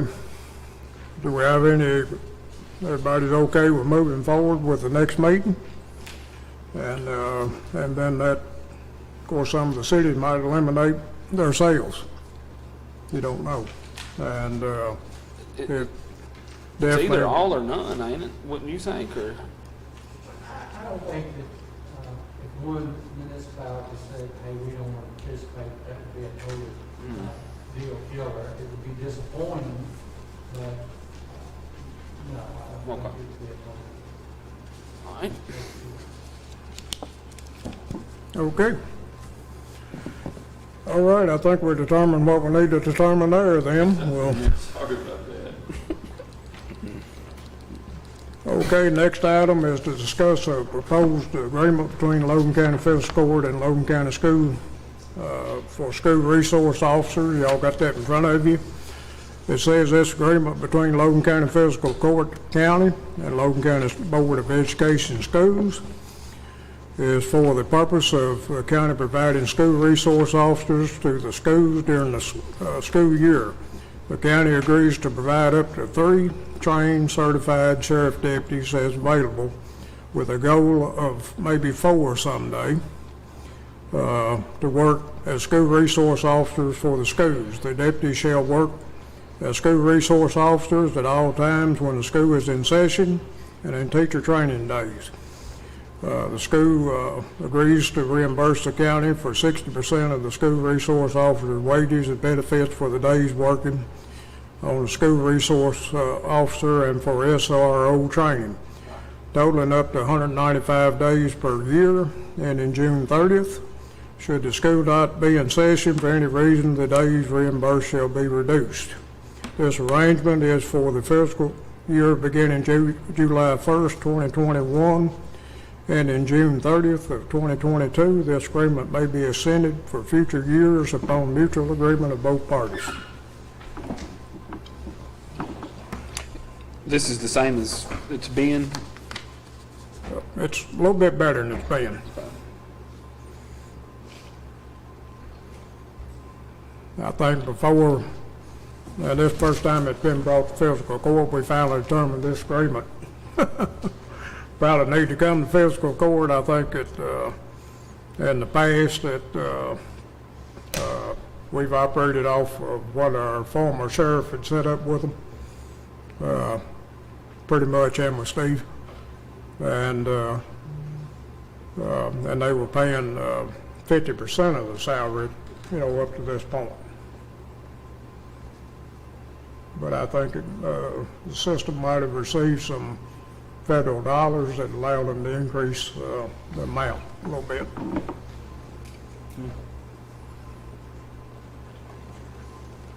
Stephen, everything good? Yes, it is our goal to have more, but, we currently have a old SRO that we're trying to fill. It's just difficult to find people to work that period. But, we've got them going, our day shift units go by, state police is working with us, and we're not changing schools. So, we're getting some activity there, but yes, I'm happy with that current offer. Steve, I know there was a reason, but I just forgot. How come, like, you couldn't hire somebody just to be, instead of him being 260-day employee, why they can't be 100? Is it because of their police certification? They can't just work 195 days and then not work the rest of the year? Well, if I understand what you're asking, I don't think there's, because they have to be certified, they have to go through the agency to have that certification and maintain. If it's the number of days, I think it was just set up that school's in session, that's where they go, and then the school pays for what they're there in school. So I don't think there's a reason you couldn't say that that's what they do all the time. Because I guess recently you've gotten, a lot of times you get state police officers that are retired. Yeah, the philosophy was, and it's kind of was the same with the court security workers. There would be an abundance of retirees, and these retirees would fill those positions, which that didn't happen. Right. But outside of when school's out, the rest of the days they have to go work shifts or work the roads. Yeah, and that's the issue. Yeah. You can find a guy that maybe has 25 years retirement in, and just wants to only work those days in school in session. But he's tired of working the roads. He's tired of working the road. So that is a deterrent. That does hurt guys coming out of retirement to come to work. So that is maybe something. I think the city of Russell does it a little differently. They pay for while they're in school, and when school's out, they're off. But I'm not 100% sure. But I think they kind of do it that way. So I guess I thought in the past we had said something about in order to keep your police certification or something, you had to have so many hours on the road. Or yeah, something you have to have 40 hours of in service each year. So as long as you get your 40 hours in each year, I don't think it really matters whether you only work actively during school hours and then you're off for something like a teacher's schedule. Yeah. No, that could be easily maneuvered. They just, of course, we try to do our in-services with our SROs when school's not in session. So that way they are at school every day the school's open. So, but you could probably do that, but you lose a week of them being in school if they only went during school season. Right, and you can add them days, I guess, if it's 195. Right, you could add the 40 hours. School year's 185, 186 days. Right. So already 195 is already the 10 extra days, I guess, for their training. I guess.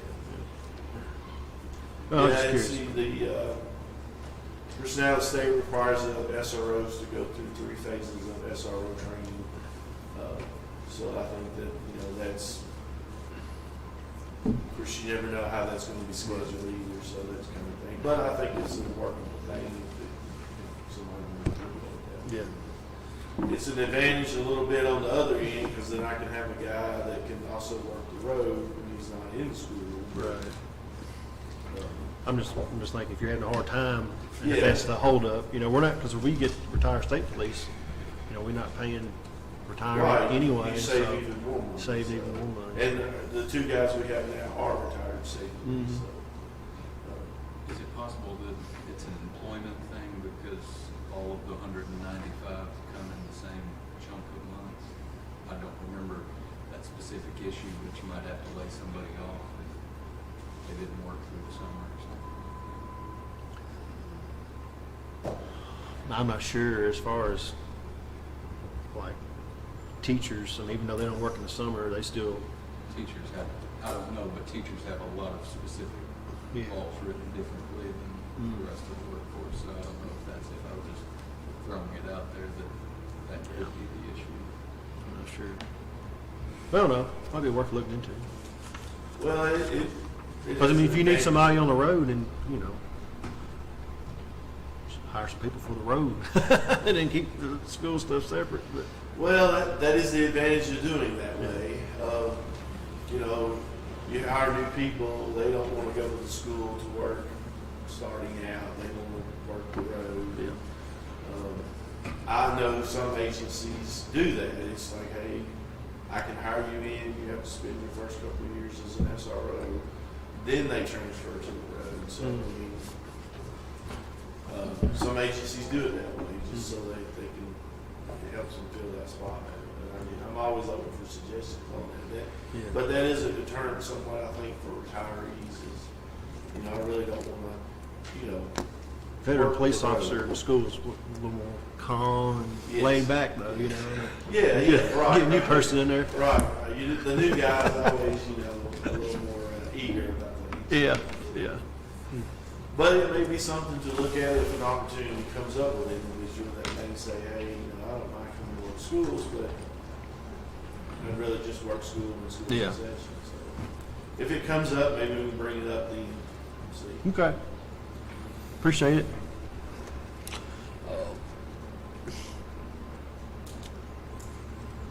I make a motion to approve this agreement as presented.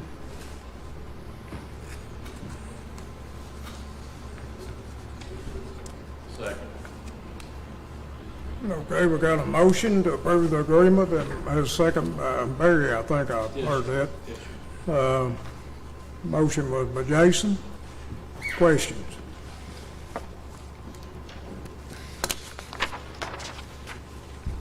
Okay, let's have roll call.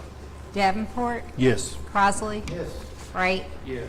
Harper, Yes. Kyle, Yes. Bolden, Yes. Chick, Yes.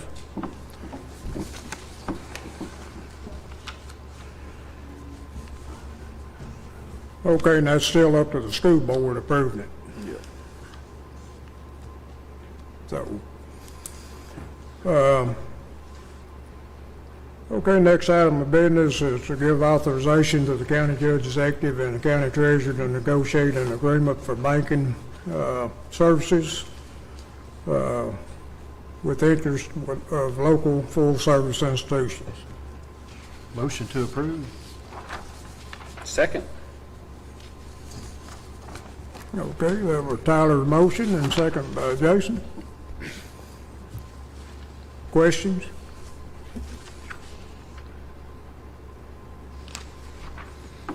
Okay, let's have roll call. Davenport, Yes. Crossley. Wright, Yes. Harper, Yes. Kyle, Bolden, Yes. Chick, Yes. Next item of business is acknowledge receipt of report of an audit of agreed upon procedures, engagement of the PVA for the period of July 1st, 2019 through June 30th, 2020. And the only thing we're doing is acknowledging that. Motion to acknowledge.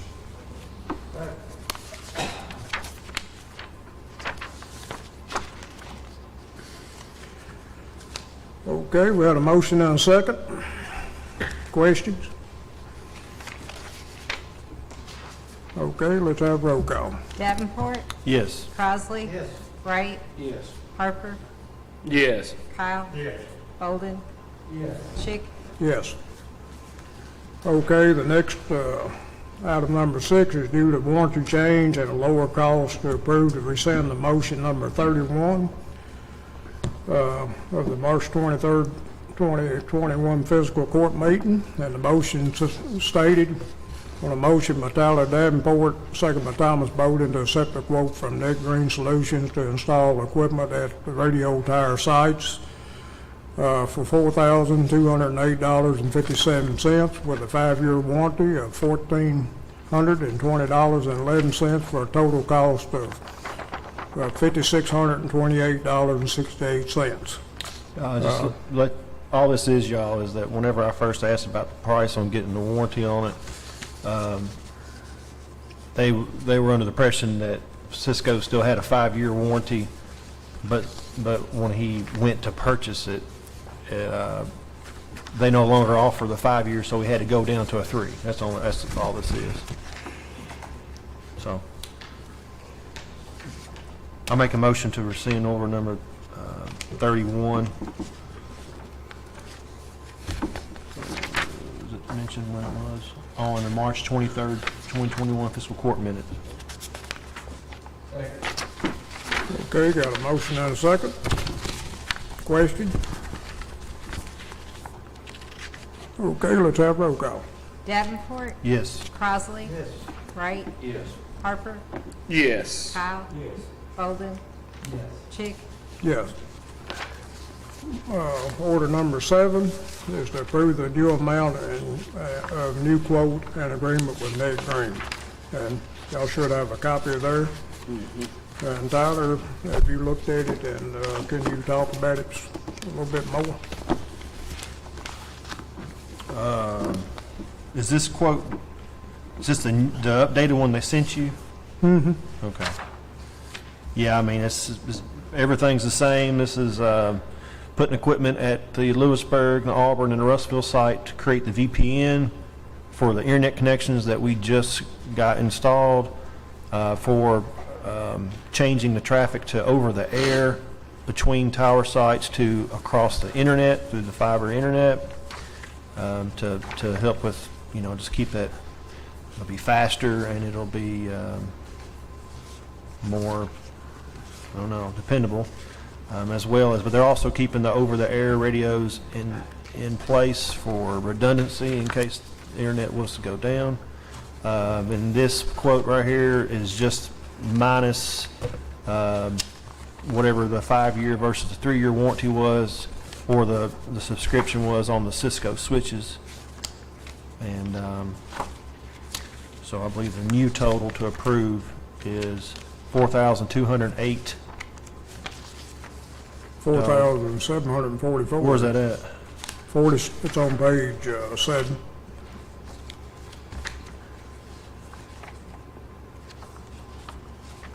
$47, $44, $67. Oh, I see it. Okay. Yeah, so the new amount to approve is $47.44.67, I assume. And I'll make a motion to approve that new amount with agreement with Net Green. Second. Okay, got a motion and a second to approve the new agreement, or the new price. Question?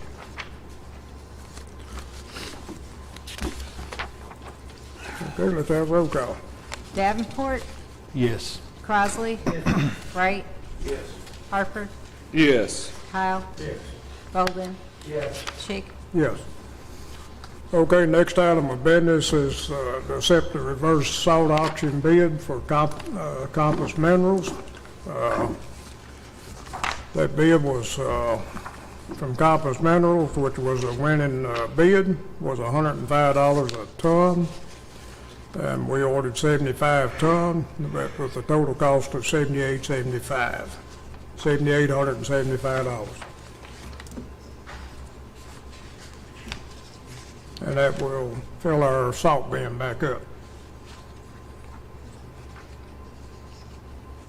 Do you need a motion for that? I mean, we approved you for this, or you need to acknowledge. Well, we need to have a motion to approve, we could pick anybody on there. Okay. we still got the ability to pick, regardless, you know what I'm talking about, but it looked like it, and if Scott was still here, he kind of heads this up for Keiko, this reverse auction. And you can see where one bid is considerably higher, or maybe two bids are considerably higher than that, and one's at $175 a ton, one's at $180, and then one is just $1 higher. Accomplished Minerals, and that's supposed to be a delivery price. Wow, that's, second. Okay, we had a motion to accept reverse auction bid of Accomplished Minerals America Incorporated, and had a second of $105 a ton.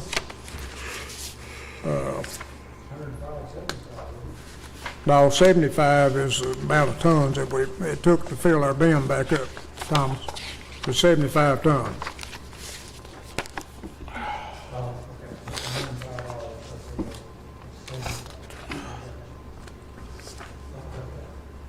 Okay, any other questions? Okay, let's have a roll call. Davenport, Yes. Crossley, Wright, Yes. Harper, Yes. Kyle, Yes. Bolden, Yes. Chick. Yes. Okay, let's take a short break before we get into the budget.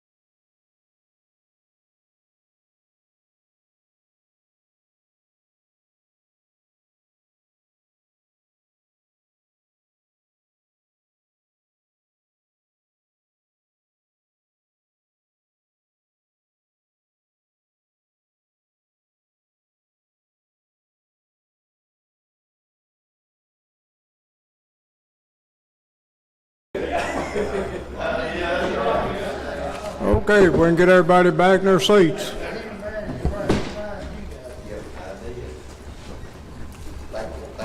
All right, see you. I'll let you go, man. Take care. Oh,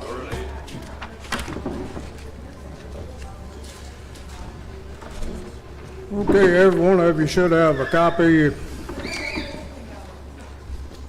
Everybody should have a copy of the amended annual order setting the maximum amount for deputies and assistants at the Logan County Sheriff's Office, which was turned in earlier, so that would be an amended copy. You should have a copy of the order setting maximum amount of deputies and assistants at the clerk's office. Should have a copy of the proposed budget. Okay, annual standing order for certain expenses. And then your third-party budgets for Logan County Public Properties Corporation. And I trust that nobody's saying anything, that everybody's got those copies.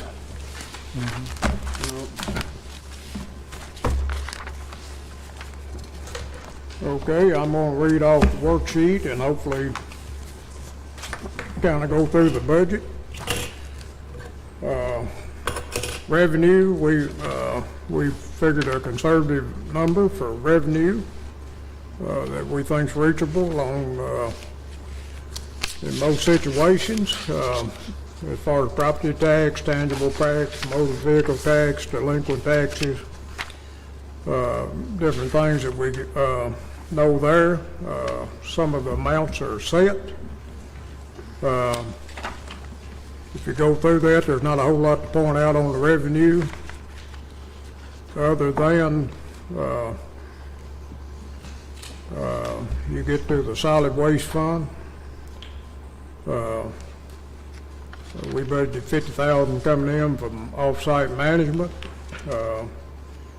and for our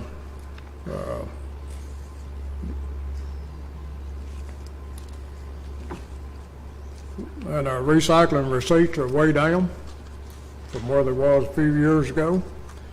We're looking at maybe $4,000 coming in as far as recycling sales receipts.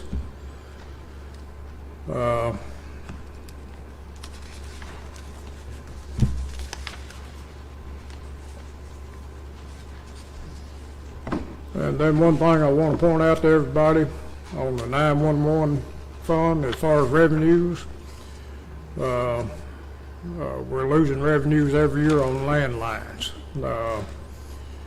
We budgeted $124,000 for this year. It looks like the number might be $113,952.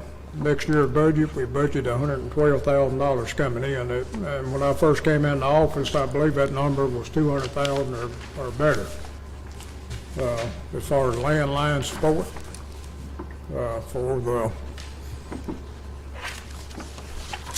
911 center. I just wanted to point those few things out.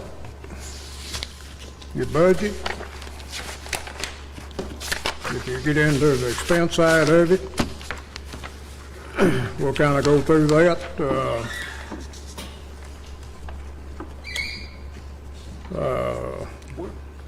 Did we have that revenue worksheet? You don't have the worksheet, no. Okay. You got the revenue at the first of your budget. Okay. Okay. It's on the first part of your budget.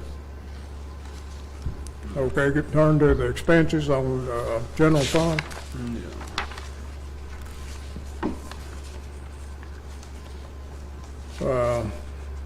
If you look at where we spent the money this morning, there's been a House bill passed for binding and document storage at county clerk's office, which that number we're expecting next year to be able to top out at somewhere around $55,000 income for him to do binding, storage, and different things there at the clerk's office. If y'all following along, we'll move over most things in the budget, either payroll or we projected some increase in payroll, not a big, huge increase. But pretty much everything else stayed the same in the general fund, other than payroll. Now, we did budget insurance this year at full amount, Thomas, again, because we don't have no idea, what I'm talking about, where we're at for a couple of years with the self-insurance. You go to the sheriff part of the budget, law enforcement supplies. We increased that a couple $1,000 due to cost of ammunition and different things that went up over the last couple of years. We raised the uniforms about $5,000 due to the need of some new uniforms and the new employees we hired that we got to outfit. And I think that, about $1,500 an employee to somewhat outfit them. Those positions, you kind of ate up the existing budget, Yeah. If you turn to sheriff motor vehicles, we carried over, so we didn't have no idea we're going to get 2 cars. That might be somewhere that I'm going to wait for a recommendation from our sheriff, because we haven't been able to buy any cars for the last 2 years. And we left that number the same because we weren't sure that we was going to get these 2 cars at $140,000. If you turn, look at your deputy coroners, we put that salary increase in there for deputy coroners that we did at the last court meeting. Coroner supplies, last year were $15,500, and we reduced that to $10,000. If y'all remember, we bought one of those nice cots for last year. Reapportionment commission. Don't know how far we'll get into reinforcement, but I think they changed the rules on it this year. I think if,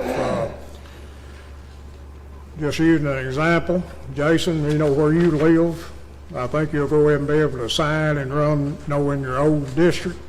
But at some determination next year, everything had to be reapportionated to get everybody's district as equal as possible. Now, that might mean a change, it might not mean a change. So we'll have to appoint a couple of commissioners, or 3 commissioners, to kind of help with that reapportionment and assigning the districts. But the census totals ain't came out yet, so normally we would do it this year. But I think that they done something up there at Frankfurt that allowed it everybody to go ahead and run like they are. And the new districts will kick in 4 years.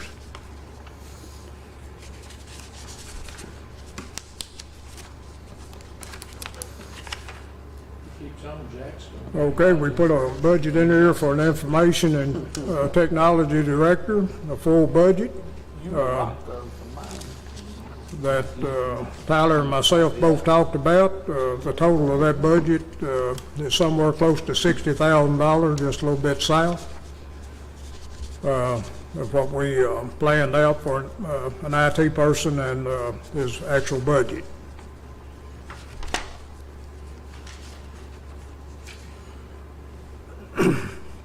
Courthouse renewals and repairs. I raised that $200,000. And Thomas, is something me and you'll need to talk about sometime or another. I would like to get those flower pots out there all redone. And then basically repair work to the walls, and the walls painted inside this building again.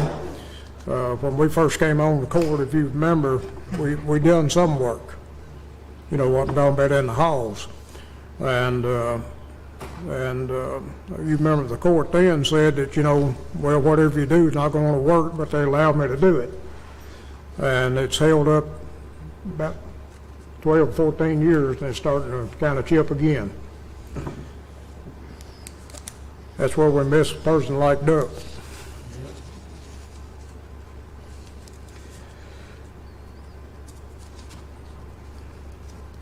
Okay, we skip. I'm just hitting some of the major changes. The Judicial Center, through House Bill 577, we've collected through the years a little money that amounts to $20-some thousand a year. At the last time we talked to the AOC, they expected that money to be included in on the Justice Center, because that was the reason it was set up to start off with in this building.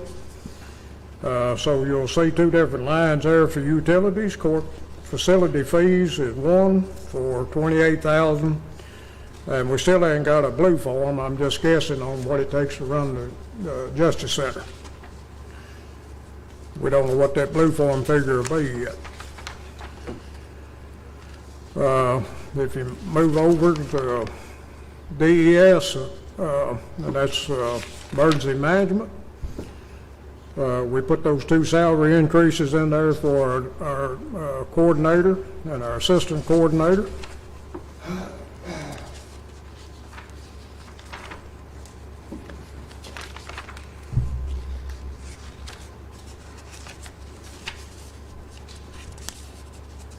And you'll see a lot of deleted items since the drug task force is moving their bookkeeping to Simpson County.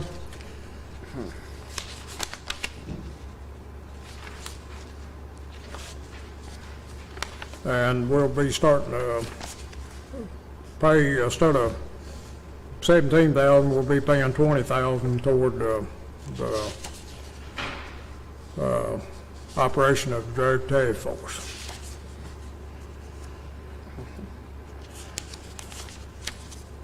Okay, your training fringe benefits went up a little bit, so that number went up about $10,000.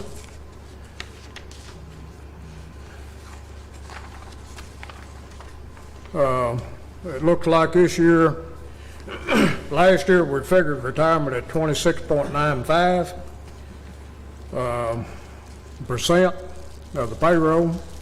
They reprieved it back down to 24.06 last year, but it looks like this year that they are expecting a 26.95.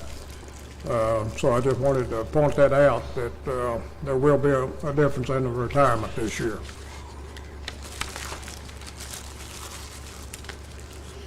So you'll see your retirement numbers on every place have an increase. Again, we funded the health insurance at full value this year,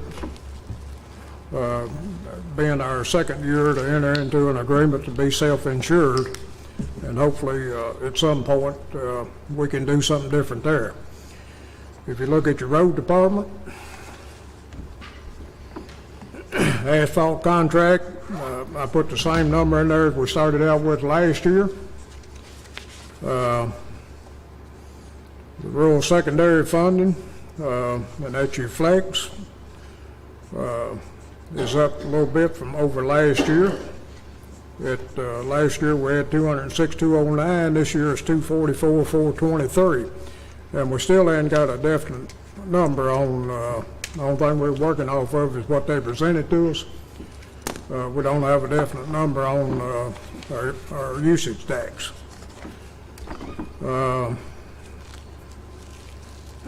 Road materials,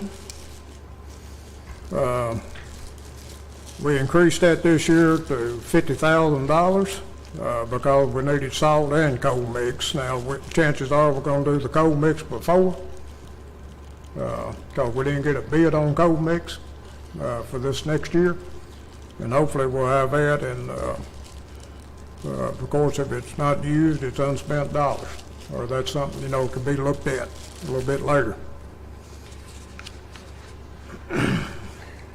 New road equipment, We increased it 20,000 this year because we need to look at the possibility of 2 small salt trucks, new ones. We had some complications with the one we had this year. Hopefully, and they did get us through the snow, but we had to do a lot of work on them. And then maybe pick up a tractor and maybe a pickup truck out there, another pickup truck. That got us through the road fund. Okay, jail fund we talked about back in March. Economic development, you see a pretty good figure there. We didn't change much other than we added that 300,000 commitment that the county made toward the 79 bridge projects. And I think all of you remember that. Todd County made the same commitment to that bill grant where they expected local support. We do have a TVA Invest Prep thing out there that we don't know what will be awarded, but the match did change on it. It went to 40% from at least 40%, and before it was a little bit less than that, so I don't know what to expect. And that's for improvements on the industrial sites. We do have 56,700 for building improvements, but we're yet to find out whether that's going to work out or go through. And Thomas, you're familiar with that, sitting on the IDA board. So it's a pretty hefty figure there, $576,700 to go toward economic development this year. As far as other things in LGEA, there wasn't any changes from last year. We still do have our federal fund grant, not knowing for sure what we're going to receive as far as the American Rescue dollars.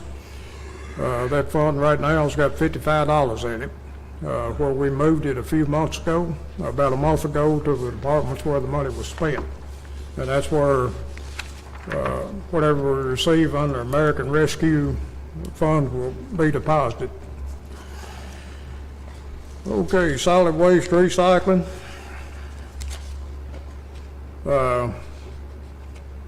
We included still in that budget the number of $38,000, and basically that's a fee for the movement of our recycling that's collected.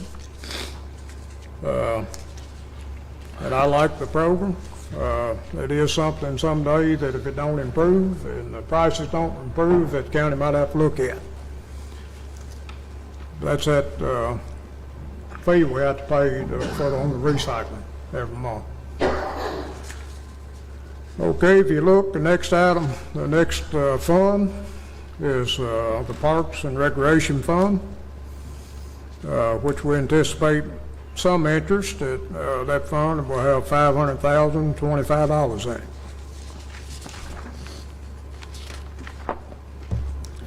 Occupational net profit, other than increased expenses and retirement and maybe a little adjustment for employees, it looks like it's going to have just a little bit over $1 million in the contingency appropriation.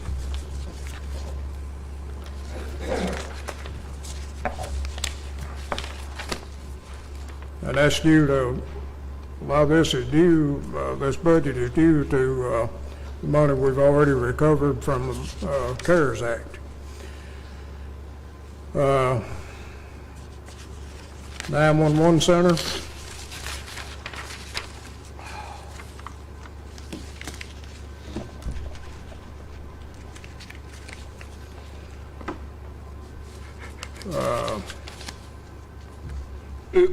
The maintenance on the communications, due to the fact that we got somebody out there taking care of maintenance now, it's going to have a pretty good increase. Last year we had 47,000. This year I got it budgeted at 95.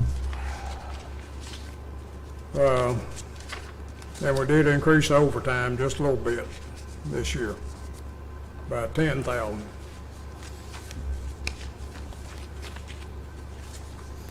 Okay, there's your health insurance fund for self-insurance. We're budgeting that account will be, the budget amounts $984,874. And then you got your special reserve account, if nothing else is added to it, which we're putting a little bit in there every 3 months, a small token, just to keep the account active. Should be $187,467.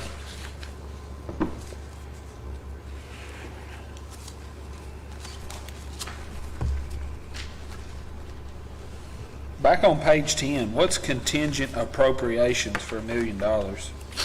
That's occupational net profit.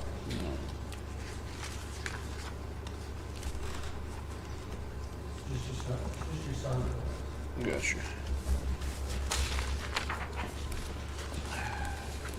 Well, if you spend it, it's gone. We sort of skipped over the ambulance. Did we have an ambulance coming up to purchase this coming year, or We did, not for 21, 22? yeah, We yeah, have another one coming yeah, up. yeah. I noticed there's a line item in there. I hope it's enough. 75. 75. Yeah, yeah. It'd be But- a remount again there for cost. We're looking at a remount in that situation. And hopefully, if you noticed above that, there's a $10,000 grant that we usually receive from a house bill, where a hospital's contributed. The budget this year had 2 of those grants. Hopefully, we'll hear something from, right now, they're still waiting on a chassis. So I was wondering, there's gonna be a little markup in it. I just make sure there's enough, which I'm sure. And I think our bid came in this year at, what, 70-some thousand, for a remount, and that'll give us a total of 85.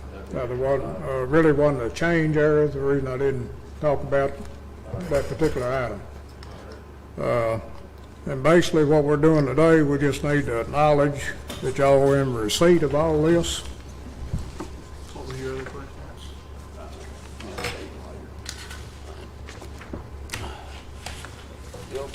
Make a motion to acknowledge that we received the 2021-2022 budget. Second. And we'll have a budget meeting. Who seconded? Tyler.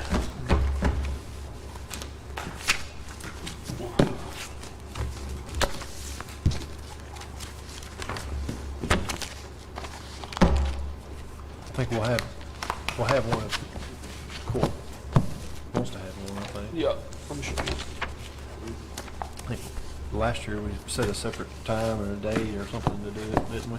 Well, I mean, at the next court meeting, we'll have the first reading on it, and that's when y'all can, Make suggestions. start thinking about what you want to do. You know what I'm talking about, Yeah. Only thing that I just, want to make sure I get clear that we're showing basically close to 100% of what we anticipate. And that's going to make a difference if we continue to go the way we're doing.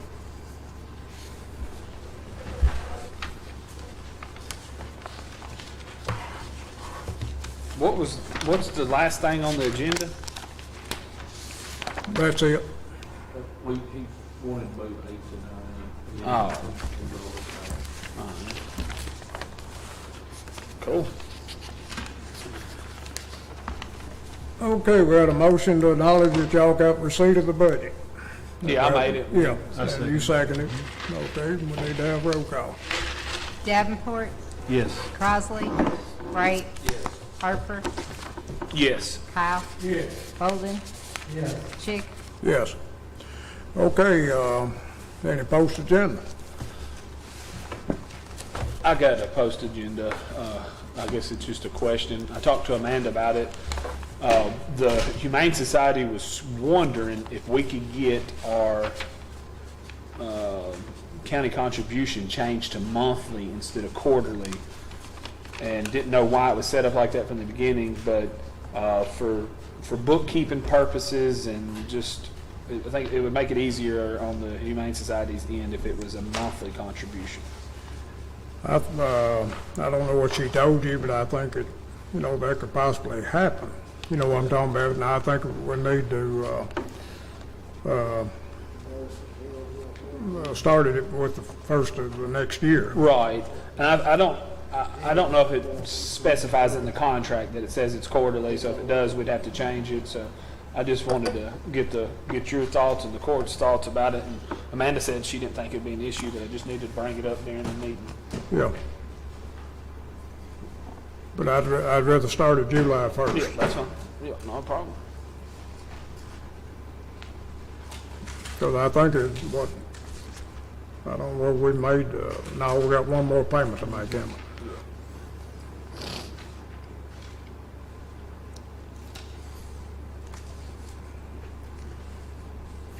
I make a motion to adjourn.